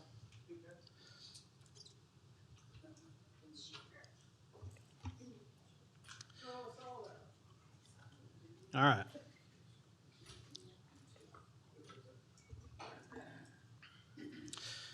Mr. Winston, then Jackie Johnson. I'm Father William Winston. I'm a retired Episcopal priest. I'm here to address the ongoing jail death crisis from a spiritual, religious point of view in light of your recent erection of the Ten Commandments on the courthouse grounds. I am pro-life, but not the conservative sense of being pro-embryo or pro-fetus. I'm a pro-life advocate for actual air-breathing human beings, knowing that the dominant tone of the state of Texas's approach to postnatal human life was expressed by Governor Abbott in response to the slaughter of school children and their teachers in Uvalde when he said, it could have been worse. Even as a poor but honest, simple country priest, I know that it could have been worse is not something any parent of a dead child ever wants to hear, regardless of the age of the parent, regardless of the age of the child, and regardless of their residency in the Tarrant County Jail. Furthermore, the breathtakingly long list of deaths in Tarrant County Jail over the past 11 years is a legal and spiritual scandal and must be addressed by the Commissioner's Court if those 10 commandments are anything to go by. It could have been worse is definitely not the answer. Just ask the parents of those dead children. The 10 commandments are not limited to any particular group of people. They are the core of over 600 laws in the books of Leviticus and Deuteronomy that apply to all of God's people, regardless of race, social class, or wealth. And yes, I know, the magnificent equality of the law forbids the rich as well as the poor from sleeping under bridges, stealing bread, and begging in the street. I know that most conservative Americans think that the USA is a Christian nation. Therefore, those 10 commandments cannot be taken lightly or be used as props in political theater without consequences only God imagines. Don't be hypocrites. Following Ms. Johnson, we have Ben Darling.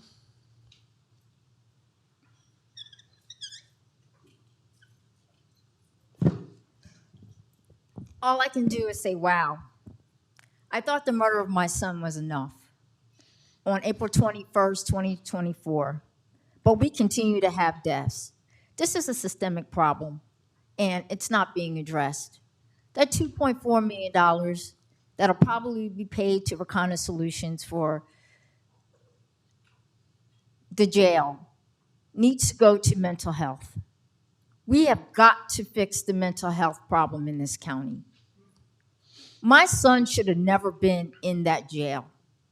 He was a Marine Corps vet that suffered from schizophrenia. Yes, medication that was administered by MHMR. And yes, he was also a former patient at JPS. And the craziest thing is it didn't just happen.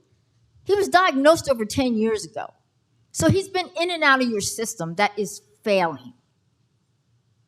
You would think that 2 indicted jailers for murder would be enough to bring this sheriff in and to realize there's a problem and a change needs to occur. But I don't know. It seems like we need to get into the voting booth because we need people who are going to represent us and fix the problem and not put Band-Aids on and stop being friends and come to some hard truths here. There are families out here that are suffering, like we've been suffering for the last 2.5 years. Every time I close my eyes and I see that unredacted video, you still fail to release to us. So now we're sitting at another level at the appellate court at the Fifth Circuit to try to get that video. That should not happen. Again, do better. But you know what? I'm not even concerned with you doing that. We're going to be at the voting booth come October. Following Mr. Darling, we have Linda Hanratty.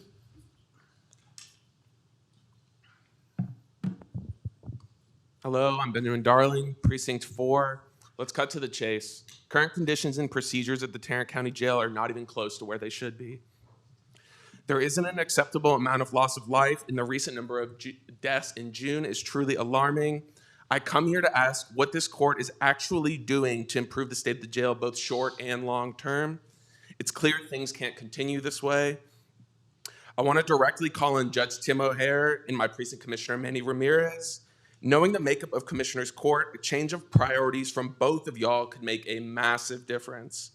Do what you can to increase accountability at the jail, including an independent investigation into the recent deaths. Additionally, I'd like to say condolences to the families that have lost people to jail. Thank you. Following Ms. Hanratty, we have Sabrina Ball. I am speaking on change order number 6 for the Law Enforcement Training Center, which brings its cost to over $18.1 million from the original $15.7. I spoke out against the Law Enforcement Center when it was first proposed as unnecessary, given all the other training facilities in the area. Taxpayers were assured that Representative Granger would provide a grant to cover the costs, which never came to pass. Instead, we taxpayers are stuck with a redundant training center for which we will continue to pay operating costs long into the future. And of course, a building does not provide training.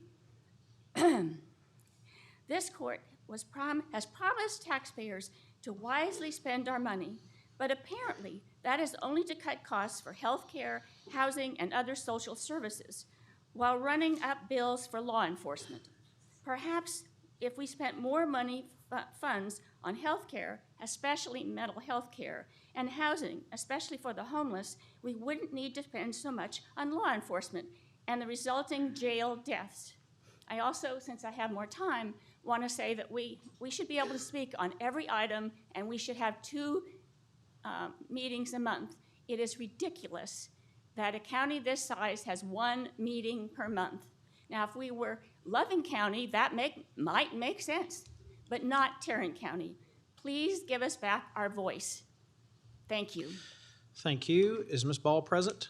Following Ms. Ball, we have Josh Lucas.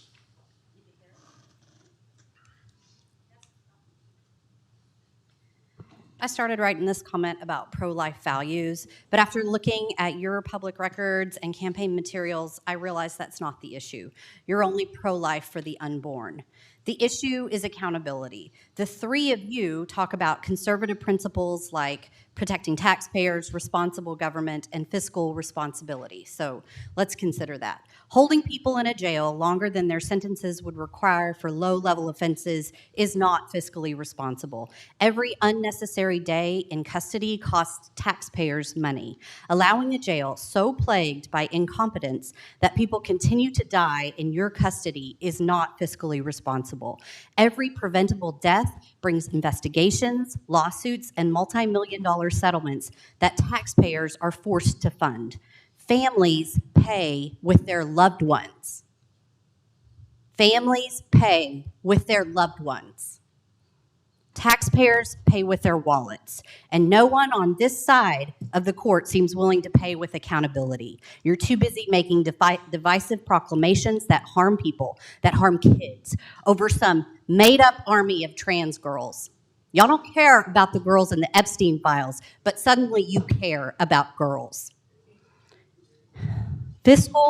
You campaign on responsible government. Yet under your watch, people die, settlements grow, and the response is always the same. Deny responsibility, Write another check and move on. Fiscal responsibility isn't a campaign slogan. It's preventing the failures that cost lives and millions of taxpayer dollars. Right now, you're failing on both counts. The most expensive thing in this county that this county owns is not the jail. It's the cost of refusing to fix it. So pull yourselves up by your own bootstraps and own it. Following Mr. Lucas is Stephen Sanchez. Or Stefan.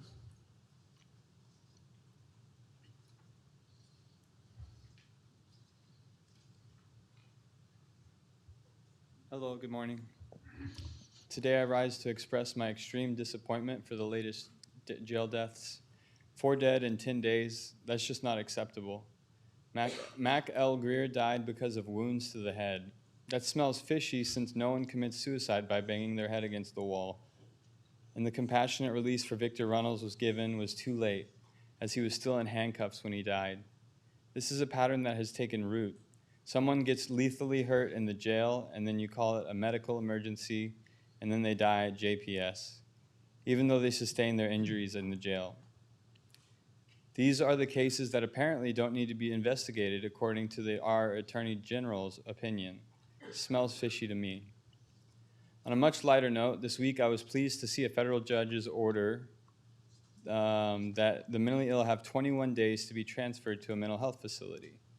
This type of deadline would be well met if the county hires one or more public defenders. I have been trying to explain this to the Commissioner's Court for years now. Please don't wait to act. You would be saving lives and money if you hire a mental health public defender. Also, a true mental health court would help alleviate some of the stress that goes with the workload of dealing with the mentally ill. That's all I have. Thank you, Mr. Sanchez. Following Mr. Sanchez is Paul David Williams.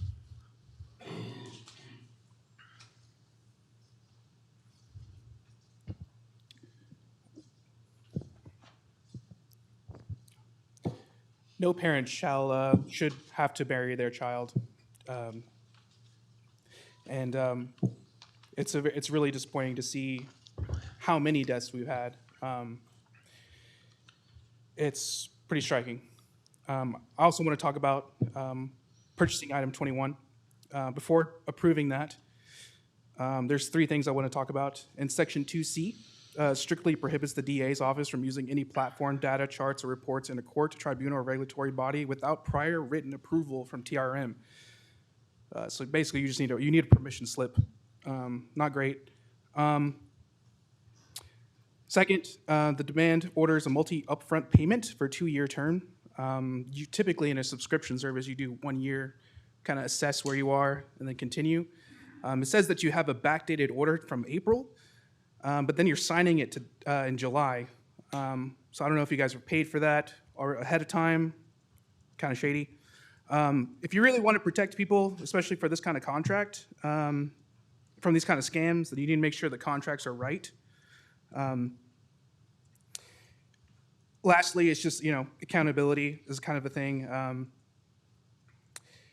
It says it's provided on an as-is basis, so there's no SLA terms, service level agreements, no guaranteed uptimes of when they're going to supply you with that permission slip. I don't know. These are just, contradictions in the contract. You should look over it before you just decide to sign it. Also, as a community, we need more meetings. This isn't enough time. 26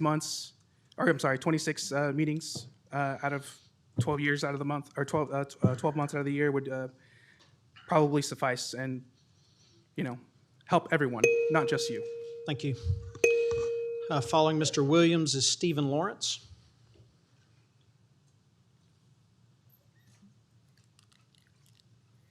I'm here to talk about the meetings that we have. Clearly, we don't have enough meetings. We have 129 agenda items, and we only have 2 minutes to talk about them. It's totally ridiculous. They're talking like it came from 2 to 1, but it started out at 4 meetings a month. It wasn't 2 at first. It was reduced to 2. Then it was reduced to 1. Now it's reduced to 2 minutes. If it went back to 4, we'd still have an average of 32 topics to speak on. And I think you would probably just allow 2 minutes. I also want to talk about the prison, the jail system.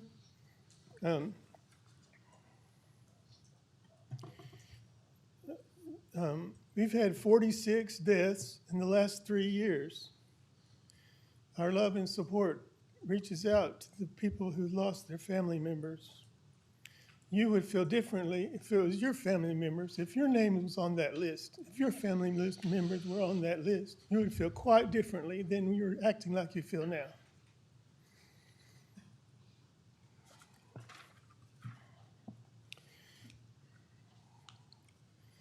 Other counties provide a system for people to get out of jail if they don't have the bail money. We need to follow that example. 2 years ago, 70% of prisoners were mentally ill. How many people, what percentage of patients or prisoners are mentally ill patients now? Where's the report on that? We need a report on that as soon as possible. Following Mr. Lawrence, we have Charles Bills. Stephen Lawrence present. Are we out of spillover? Okay. Charles Bills. Following Mr. Bills is Chris Dobson.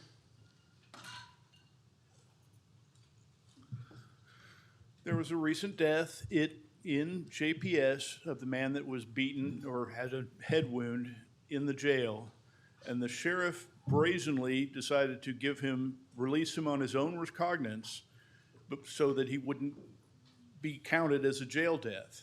Now, I wonder that now that it's under scrutiny, we've caught that right away, but who knows how many other people have had the same fate, where the sheriffs or the deputies or whoever knew that they had a inmate that was about to die, and they just went ahead and released him so they wouldn't have to have an extra statistic on their hands.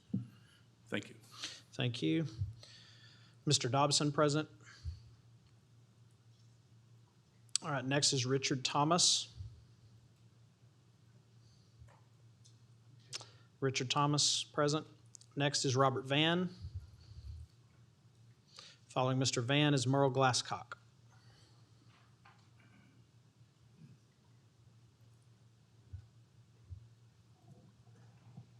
So, listening to what's been said so far by the speakers today, where does your focus maybe need to be? Virtually everybody that's spoken here today has talked about the deaths in the jail. Confinement in the Tarrant County Jail should not be a death sentence. Yet 5 men have died in the care of Tarrant County Sheriff Bill Wayburn in the past 4 months, adding to the 70-plus deaths since he first assumed the office in 2017. Victor Reynolds suffered his fatal illness in the jail, and as with a number of others, was quickly shuffled to John Peter Smith Hospital, where his family states he was handcuffed to his bed until just before he died, despite the sheriff's office claiming that he was released from custody before expiring. Moving dying or already dead inmates to the hospital seems to have become a favorite ploy of this sheriff in claiming the deaths were not, quote, jail deaths, unquote. Mr. Reynolds' death followed that of Matt Greer, James Johnson, and Carl McRae, all within the past couple of months. Besides the deaths themselves and their impact on loved ones, some of these deaths, due to malfeasance and deliberate brutality, have cost Tarrant County taxpayers literally millions of dollars and will be costing a lot more in the future.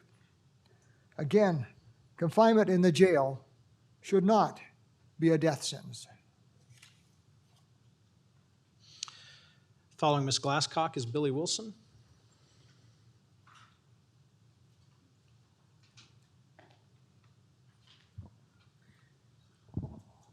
Good afternoon.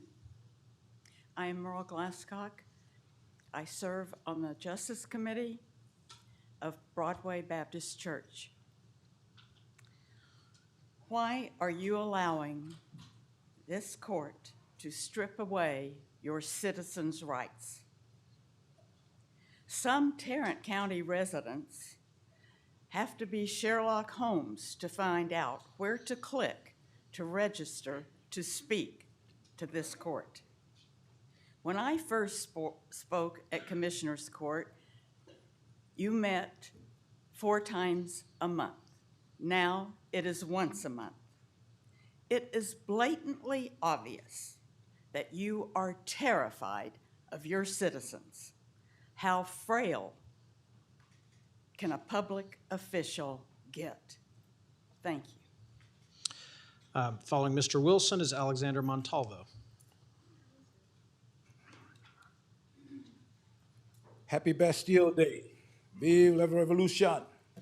I wear this shirt today representing the education that I received at Ector High School, where I was taught that as an American citizen, I was to take up the fight for worldwide liberation, the liberation from oppression, the struggle for the right for self-determination, the right for the challenge wrong-headed governance, which seeks to silence my voice of the people, which limits me to 2 minutes, which means that I can't say everything I need, leading me to speak quickly. I need more time to address a petition, 4 more meetings, more time so I can address jail deaths on our beliefs in decarceration and low-level non-violent offenders and the IDD, to suggest to you that you should be fighting for your community to petition the state upon more beds so we can comply with the recent ruling in the July 9th mandating that the placement of mental health issues will occur within 21 days. How will we respond? I need more time to demand public accountability for those jail deaths and of the citizens in the jail and offer solutions. Getting cameras are good, but how about best practices? How about concerning people, dietary rituals so people don't starve in your jail?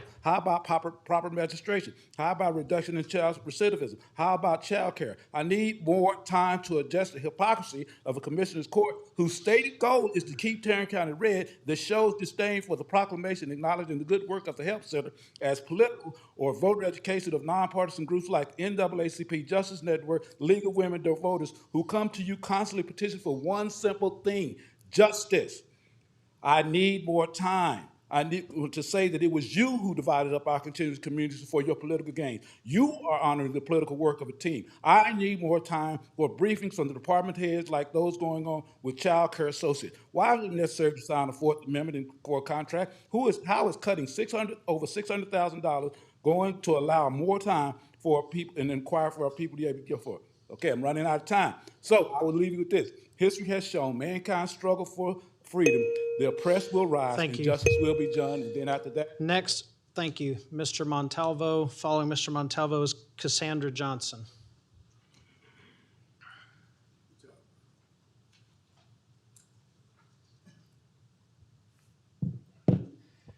All right, Tarrant County, let's do a time check on where we are in history. We are on the brink of making history with the upcoming election in November. But it's important for y'all to know how much time we have left. There are 97 days until early voting starts. There are 112 days until we get the results of the election and all the efforts that so many people have been doing to see new representation in our county government. It's important for folks to know that there are 3 seats on this Commissioner's Court that are on the ballot. We have Precinct 2, where Commissioner Simmons currently presides. Dr. Jarrett Williams is on the ballot for Precinct 2 because Commissioner Simmons is continuing to show the leadership we need in this county by running for Tarrant County Judge, where currently Tim sits in that seat. Now, Elisa Simmons is going to need every vote, just like Jarrett will need every vote to keep the precinct in a space where it's going to be around people working for people. Tim O'Hare won his election in 2022 against Deborah Peoples. In 2022, Tim O'Hare had 309,000 votes. Deborah Peoples had 274,000. That is a very small number we need to beat. Lastly, in Precinct 4, Manny Ramirez is running for re-election, and thankfully running against him is Nidia Cardenas, who is running for real representation for the Latino community. where Manny wants to be super cop while people die in the jail. Neely is actually going to care for the community. 97 days, 112 until it's over. Thank you. Next, after Ms. Johnson, is Elizabeth Miller.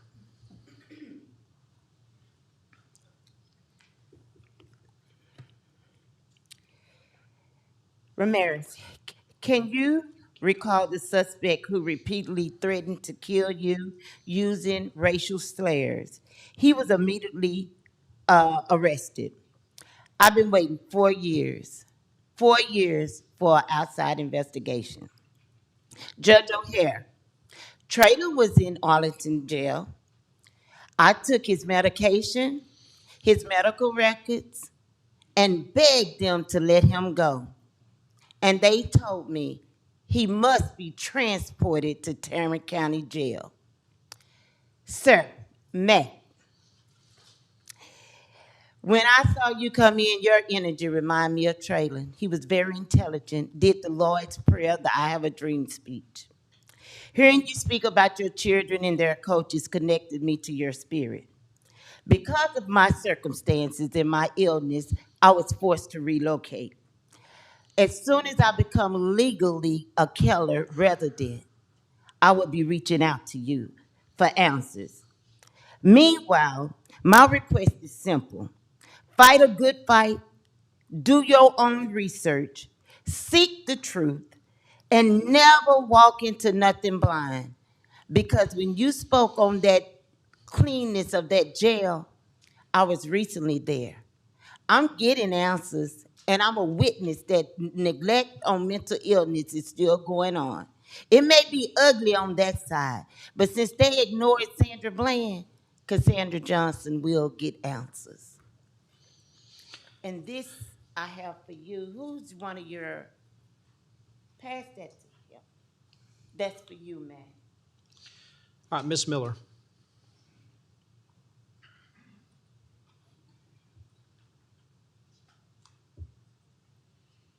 Good afternoon. My name is Elizabeth Miller. I am a Precinct 3 resident. Thank you all for, thank you, Judge, for your grace earlier. I have bad tremors, no telling what I was signing up for. I had wanted to come in and tell you gentlemen about a global learning conference that's here in, well, almost here. It's in Allen. It's a global conference on a condition called Ehlers-Danlos syndrome, which is the most common condition you've never heard of. Doctors are taught it's like 1 in 5 or 10,000 people, but it's looking more like 1 in 500. And one of your constituents stands before you with it. And there are legislators with it, staff. I've found all kinds of people. And our hospital is not thought of well in this condition. So I would love to have conversations with you all about this. I believe I have reached out to some of y'all. I will again. I wanted to talk mostly about that, but I must talk about our jail death issue. Since I saw you all last, I have attended all the conventions. I'm exhausted. And I must say, talking to candidates for county commissioners, sitting House members, sitting Senate members, some of your old colleagues I'm sure would say hello. People are alarmed at what's going on here in Tarrant County. They're alarmed that, and again, all flavors, Republicans looking me in the eye who are concerned, Judge O'Hare, that we're only meeting once a month. It's such a large populated county. How can we do good transparency? We can't. I would also, since I'm running out of time, point out that one of the gentlemen that died in our jail was arrested for marijuana. I depend on THC. I'm only before you because of THC. So that could end up being me next. And I'm asking my community to please leave me there and call the media. Do not come get me out. But that could be me dying in your jail. So I would appreciate if we could at least have that conversation. Thank you. All right, we will now take a 5-minute recess and meet back in here at 12:17.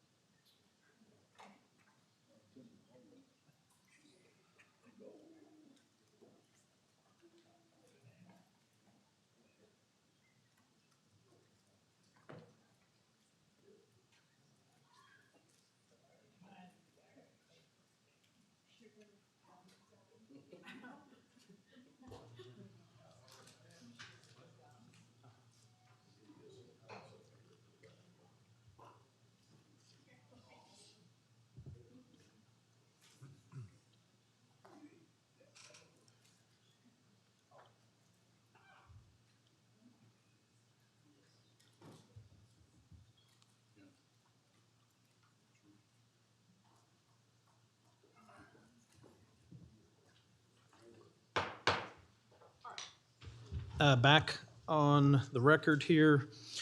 We will now go to the consent agenda as amended. Do we have a motion or any discussion on this? We have a motion and a second to approve the amended consent agenda. Any discussion at all? All right, seeing none, please cast your votes. Passes unanimously. Now, of the items removed from consent that we are considering, the first one is Budget E1, consideration of fiscal year 26 appropriation adjustments. Do we have a motion or any questions on this? I'll move for approval. We have a motion and a second on this item. Any discussion? All right, seeing none, please cast your vote. Passes unanimously. Next, we go to purchasing item Q4.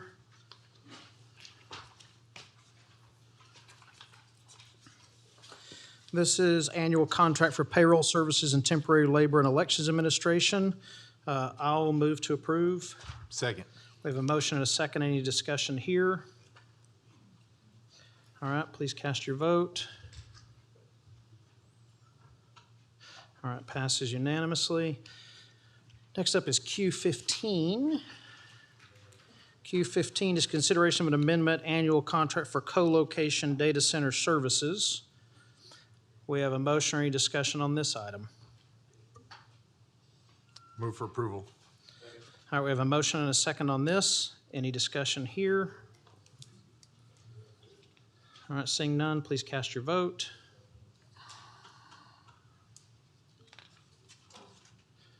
You're not in. Oh, man, sorry. Passes unanimously. Then Q21. Q21 was consideration of contract for cryptocurrency software in the DA's office. I'll move to approve. Second. We have a motion and a second. Any discussion on this? All right, seeing none, cast your votes. We have a motion, O'Hare, second, Kraus. Yes. Okay.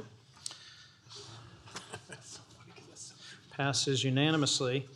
All right, next is U 2, 3, 4, and 5. And I have some general comments on some of these. Put it in perspective, court members, when we were at the HFC meeting, the most recent one, I cannot remember if you were there. No. So then to recap for you and remind them, I met with a group of people that are the Asthma 411 Consortium. 411. Is it 411? Yeah. Yeah? Yep. Mine's green, yeah. So, is that better? Okay. And what we did was we gave a grant to this organization for $10,000 to make sure every single school, public school in Tarrant County had asthma medicine. And, but I think what we submitted with this was a 12 or 13 page presentation of what they would use it for, how they would use it, where it is, different things like that. On these items, so they are one-sentence explanations of how the funds will be used. And one of them says something as simple as, we'll educate people on human trafficking, and it's a sorority. So I'm not saying we should vote them all down, but I can't support it at this point when we're talking about one-sentence explanation of how funds will be used, and in multiple instances, it doesn't explain how funds will be used. It just says, we'll use for human trafficking. That's it. So I can't support it, but if it's brought back with additional information, specific layout of how it's going to be used, what it will be used for, how it will be used. There's another one where I think it's just $5,000 saying they do good work, give them $5,000. What's the $5,000 to be used for? Doesn't say. So I just don't think this is the way we should spend taxpayer dollars with additional information, data, telling us exactly how it will be spent. Then I may be totally fine with all of them. Well, since Commissioner Simmons isn't here and it's her items, I'm with you. I don't want to vote it down. And since she can't explain it, maybe we could table it till next month or next meeting. Just make a motion to table all 4 of these, and then she can get more information. That way we're not voting it down, but we're just Works for letting me. her have time to do that. So if that's appropriate, I'll make a motion to table items U2, U3, U4, U5 till the next meeting to where those questions can be answered and she has an opportunity to fill in some of those gaps. Second. All right, we have a motion and a second. Any discussion? Yes. These funds, if I'm understanding it correctly, are each commissioner is allotted a certain amount of money for community outreach grants. Is that correct? I would say that's very close. That's close, yeah. Okay. Okay.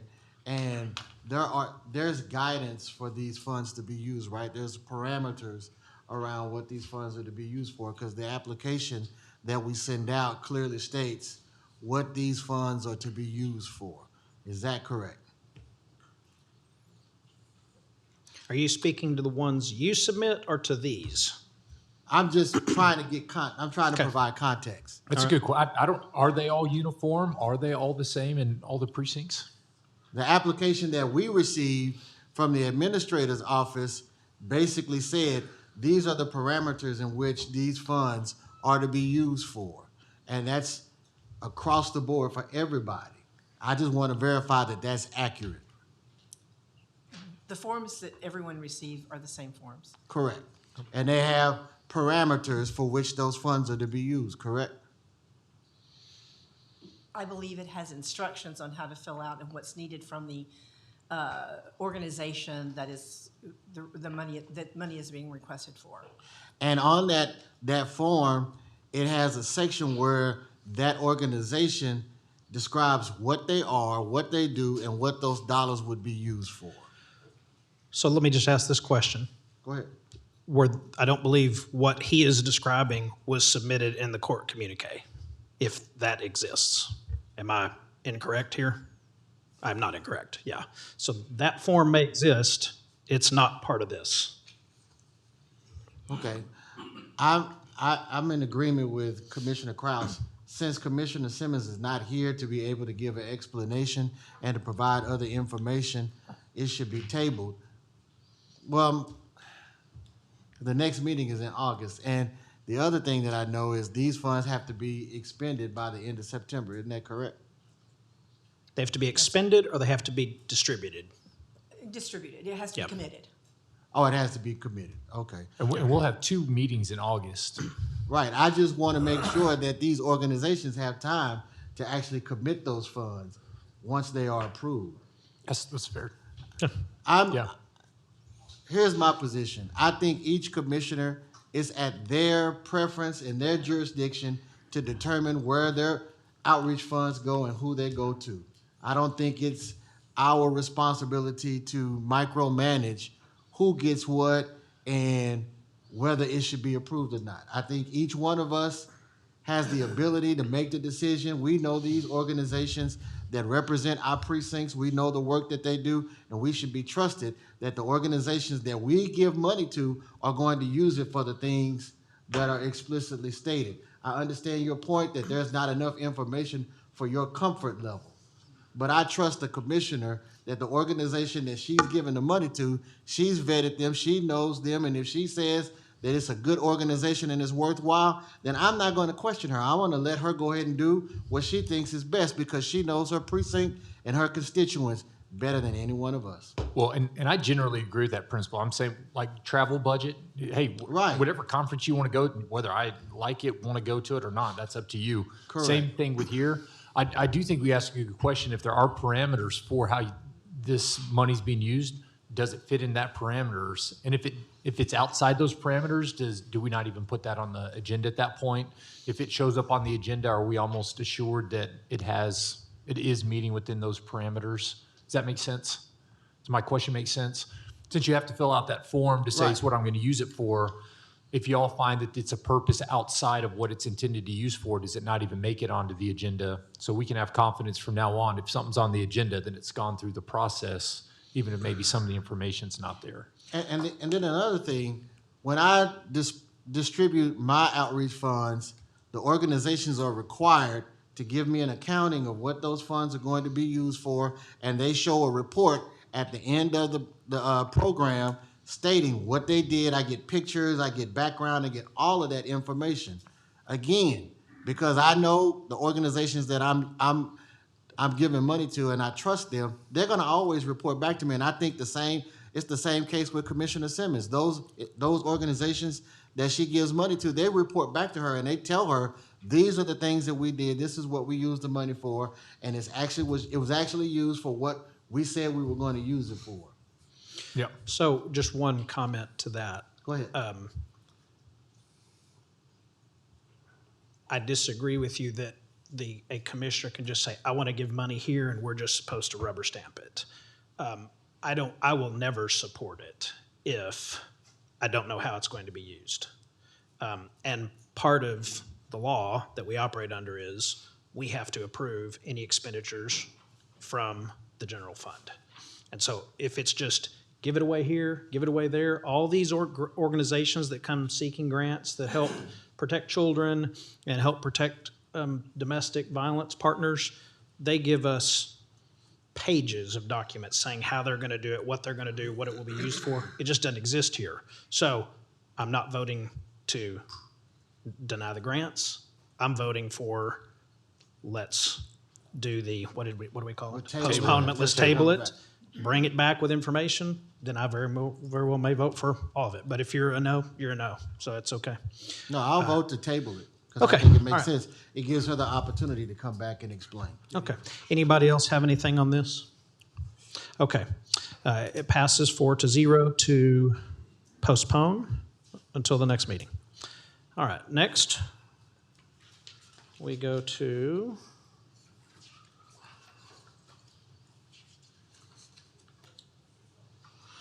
a public hearing. Item 10.1, it's a public hearing to consider authorizing installation of no dumping signs on Rendon Bloodworth Road in Precinct 2. The public hearing is now open. Is there anyone who wishes to speak to this item? All right, seeing none, I will entertain a motion to close the public hearing. So moved. Second. We have a motion and a second to close public hearing. Any discussion? All right, seeing none, please cast your vote. All right, the public hearing is now closed. I will now make a motion to authorize the placement of no dumping signs on Rendon Bloodworth Road. Second. All right, we have a motion and a second on this. Any discussion? All right, seeing none, please cast your vote. I think I made that motion. You did. Yeah, you did. And Manny and I seconded. Yeah.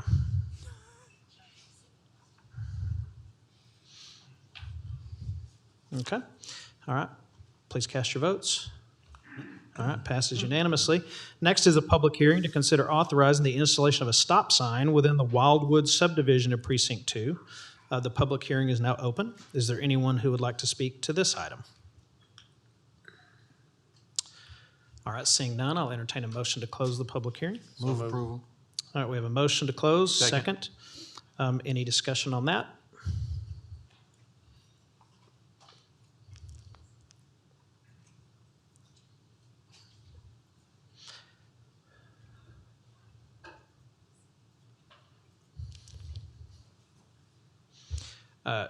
Did you make the motion to close the public hearing? Okay, that's Commissioner Miles. Who made the second? Commissioner Ramirez. All right, please cast your vote. All right, passes unanimously. Now, I will make a motion to authorize the placement of stop signs within the Wildwood subdivision. Second. All right, we have a motion and a second there. Hi, I'm Tim O'Hare. That's Roderick Miles. All right, any discussion? All right, please cast your vote. All right, passes unanimously. Next, we have consideration of out-of-state travel requests. Move approval. All right, we have a motion to Second. approve. We have a second. Any discussion on this? All right, seeing none, please cast your votes. Passes unanimously. Next, we have consideration of an exception to the travel policy, Commissioner Precinct 2.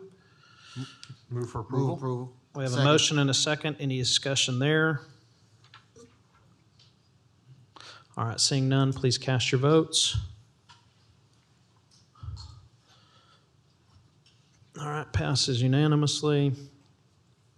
Next up is consideration to adopt a body-worn camera policy. Move for approval. Second. All right, we have a motion and a second to approve this policy. Any discussion? Yes. Okay. I want to begin clearly and on the record that I do support body-worn cameras, and I support Tarrant County establishing a countywide body-worn camera policy. When governed by a strong policy, body-worn cameras protect residents, officers, and the county. They provide evidence, strengthen accountability, reduce uncertainty, and help build trust between law enforcement and the communities that they serve. That trust matters deeply to the residents of Precinct 1. Many of the communities I represent have experienced a complicated and sometimes painful relationship with law enforcement, and that can't be underscored. Transparency and accountability are essential to strengthening that relationship. Body-worn cameras can be an important part of that work. I'm not here to oppose this policy. I'm here because I just want to make sure we get it right. The policy before us provides a solid foundation. It establishes mandatory activation requirements, a retention schedule, a legal framework, and a process for public information requests. And those are important building blocks. However, several areas should be strengthened before implementation is complete. First, the policy does not provide adequate guidance for body-worn camera use inside county detention facilities.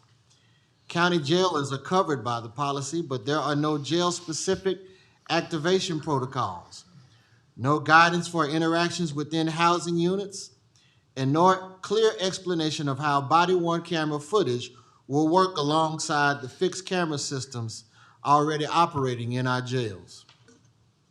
Interactions inside a detention facility are fundamentally different from patrol encounters, and the policy should reflect those differences. Second, the policy does not include guidance for encounters involving people experiencing mental illness, and based upon all of the comments that we've had here today in court, mental illness is a real issue that needs to be addressed. Substance abuse disorders are not in it. Psychiatric emergencies are not in it, or behavioral health crisis. And those things need to be included in any policy that we put forward. We need clear protocols that protect evidence while also protecting privacy, dignity, and the rights of people during vulnerable moments. I'm gonna say that last part again. We need to provide and protect the privacy and dignity and the rights of people in vulnerable moments, because none of us are at our best every day. Third, the policy does not establish a meaningful process for community input or public accountability. Including this in the process would go a long way to repairing the damage of community trust with this court and this county. We need to make sure that the community has voice and they are advocated for when we are implementing policies that directly impact the residents. There needs to be space for community voices to be heard and their input to be considered as we are developing and crafting the policy. The people who will be recorded, the families who may request recordings, and the communities whose trust we are working to strengthen should have an opportunity to understand and provide feedback on how this policy is implemented. The county should also establish a public reporting process that includes activation compliance, complaints, use of force incidents, and other appropriate program measures. Transparency should not end when the cameras are purchased. And finally, the court needs greater clarity regarding the cost and implementation of this program. The policy does not identify the number of cameras to be deployed, the total cost of the program, the funding source, the cost of data storage, training requirements, staffing needs, or the rollout timeline. As we prepare for fiscal year 27 budget, the court should understand the full financial and operational impact of this policy. My request is straightforward.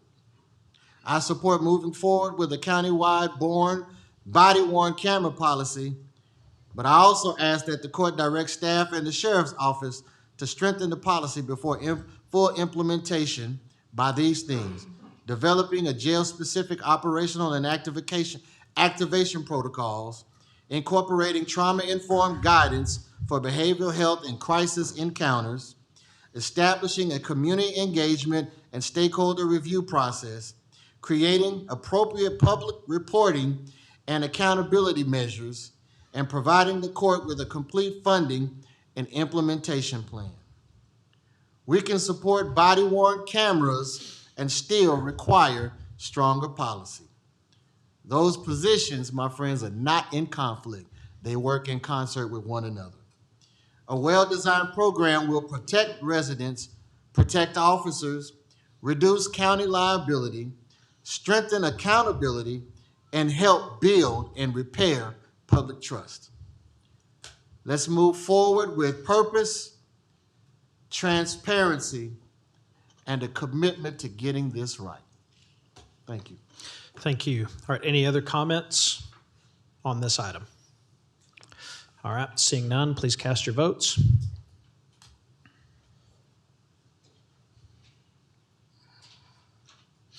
All right, it passes 3-1.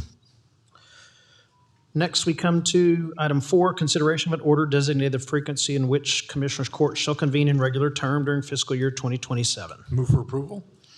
All right, I'll second that. Any discussion on that item? All right, seeing none, please cast your vote. All right, passes unanimously. Next, we come to item 5, consideration of a resolution of the Commissioners Court determining the costs of certain authorized improvements to be financed within the Bonds Ranch PID, approving a preliminary service and assessment plan, noticing a public hearing for August 18th to consider an order levying assessments on property located within the Bonds Ranch Public Improvement District, and directing the filing of the proposed assessment rolls with the tax assessor collector to make available for public inspection, and directing county staff to publish and mail notice of said public hearing and resolving other matters incident related thereto. Move for approval. Second. All right, we have a motion and a second on that incredibly lengthy described item. Any other discussion? All right, please cast your vote. Passes unanimously. Item B1, consideration of the proposed fiscal year 2027 Tarrant County holiday schedule. I will move to approve. Second. We have a motion and a second. Any discussion on this? All right, seeing none, please cast your vote. All right, passes unanimously. Next up is item B2, consideration of an interlocal agreement between the North Central Texas Council of Governments and the member entities of the Public Employee Benefits Cooperative for the provision of professional services. Move for approval. Second. We have a motion and a second on this item. Any discussion? All right, seeing none, please cast your vote. Passes unanimously. Next, under IT C1, consideration of a Tech Share Court Development Addendum between Tarrant County and Tech Share Local Government Corporation for the design, development, and delivery of civil, family, juvenile, and tax court management functionality for the Tarrant County District Clerk's Office. One thing I would like to do is commend our District Clerk, Tom Wilder. Our District Clerk has, I guess I would describe it as control over a significant account, and that is generated from lawsuit fees and other fees related to civil courts. And he has agreed to fund all of this where none of it comes from the general fund. Still requires court approval to do so, but I would like to publicly thank Tom for doing that. Absolutely. So with that, do we have a motion? Move for approval. Second. We have a motion and a second on that item. Any discussion there? All right, seeing none, please cast your vote. All right, passes unanimously. Next, we have purchasing. Feel free to review these, take your time to do so. I'll make a motion to approve items D1 through 18, unless anyone wants to take one of those individually. I'll second that. All right, we have a motion and a second. Anybody have any questions or wish to remove one from that motion? All right, seeing none, please cast your vote. All right, that passes unanimously. Now we have item 19, which is permission to take bids and RFPs. The one question I had on this was the SWAT rifle system. Can somebody just explain what the cost and what all this entails? Guess no one's here from the sheriff's office. So previously we had a bid for rifles. We didn't renew that contract. The sheriff's office wanted to change the scope for SWAT and obtain a different type of weapon. Okay.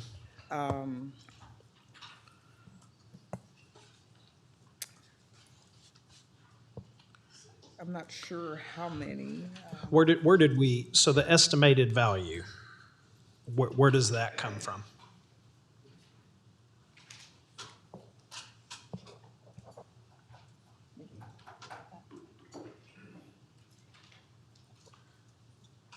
She's pulling it up.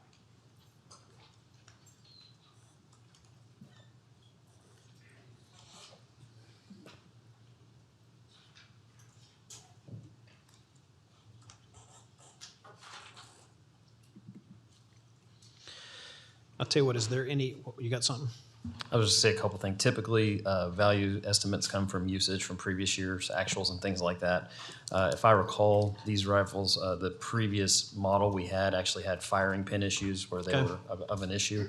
This is actually being budgeted and requested in the fiscal 27 budget. So this is just start for the permission to take bid process, but we would not bring back an actual agreement until after the process is completed and the funding for it had been approved in fiscal 27.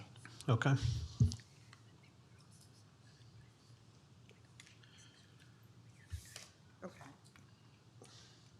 So the request amount came from budget request from Chief Grant of 32 of these weapons and accessories and an additional item, and some additional items they requested. Okay. All right, anybody else have any other questions on 19A and B? All right, do we have a motion? Move for approval. Second. All right, we have a motion and a second to grant permission to take bids and issue RFPs. Any discussion? Seeing none, cast your vote. Passes unanimously. Next, we have appointments to various boards and commissions. I would like to make a motion to name Commissioner Ramirez, the NACO primary voting member, and Commissioner Miles, the alternate voting member. Second. We have a motion and a second on that. Any discussion there? All right, seeing none, please cast your vote. Passes unanimously. Does anyone else have any board or commission appointments? I have one to Freshwater Supply District Number 3. I'd like to appoint Amber Jamison. All right, I'll second that. So we have a motion and a second to appoint Amber Jamison to the Freshwater Board. Any discussion? All right, please cast your vote. Passes unanimously. Anyone else? All right, seeing none, do we have any announcements from our court members? All right, seeing none there.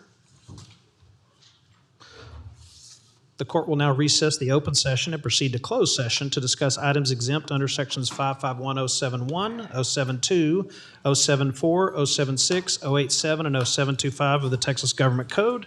Executive session will begin at 1:05 p.m. We are now in recess.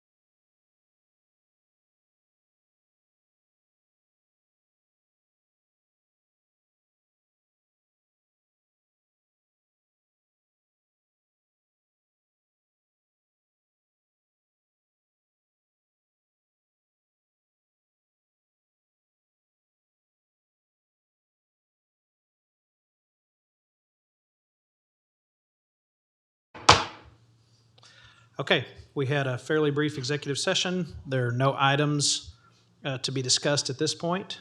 So with that, we are officially adjourned.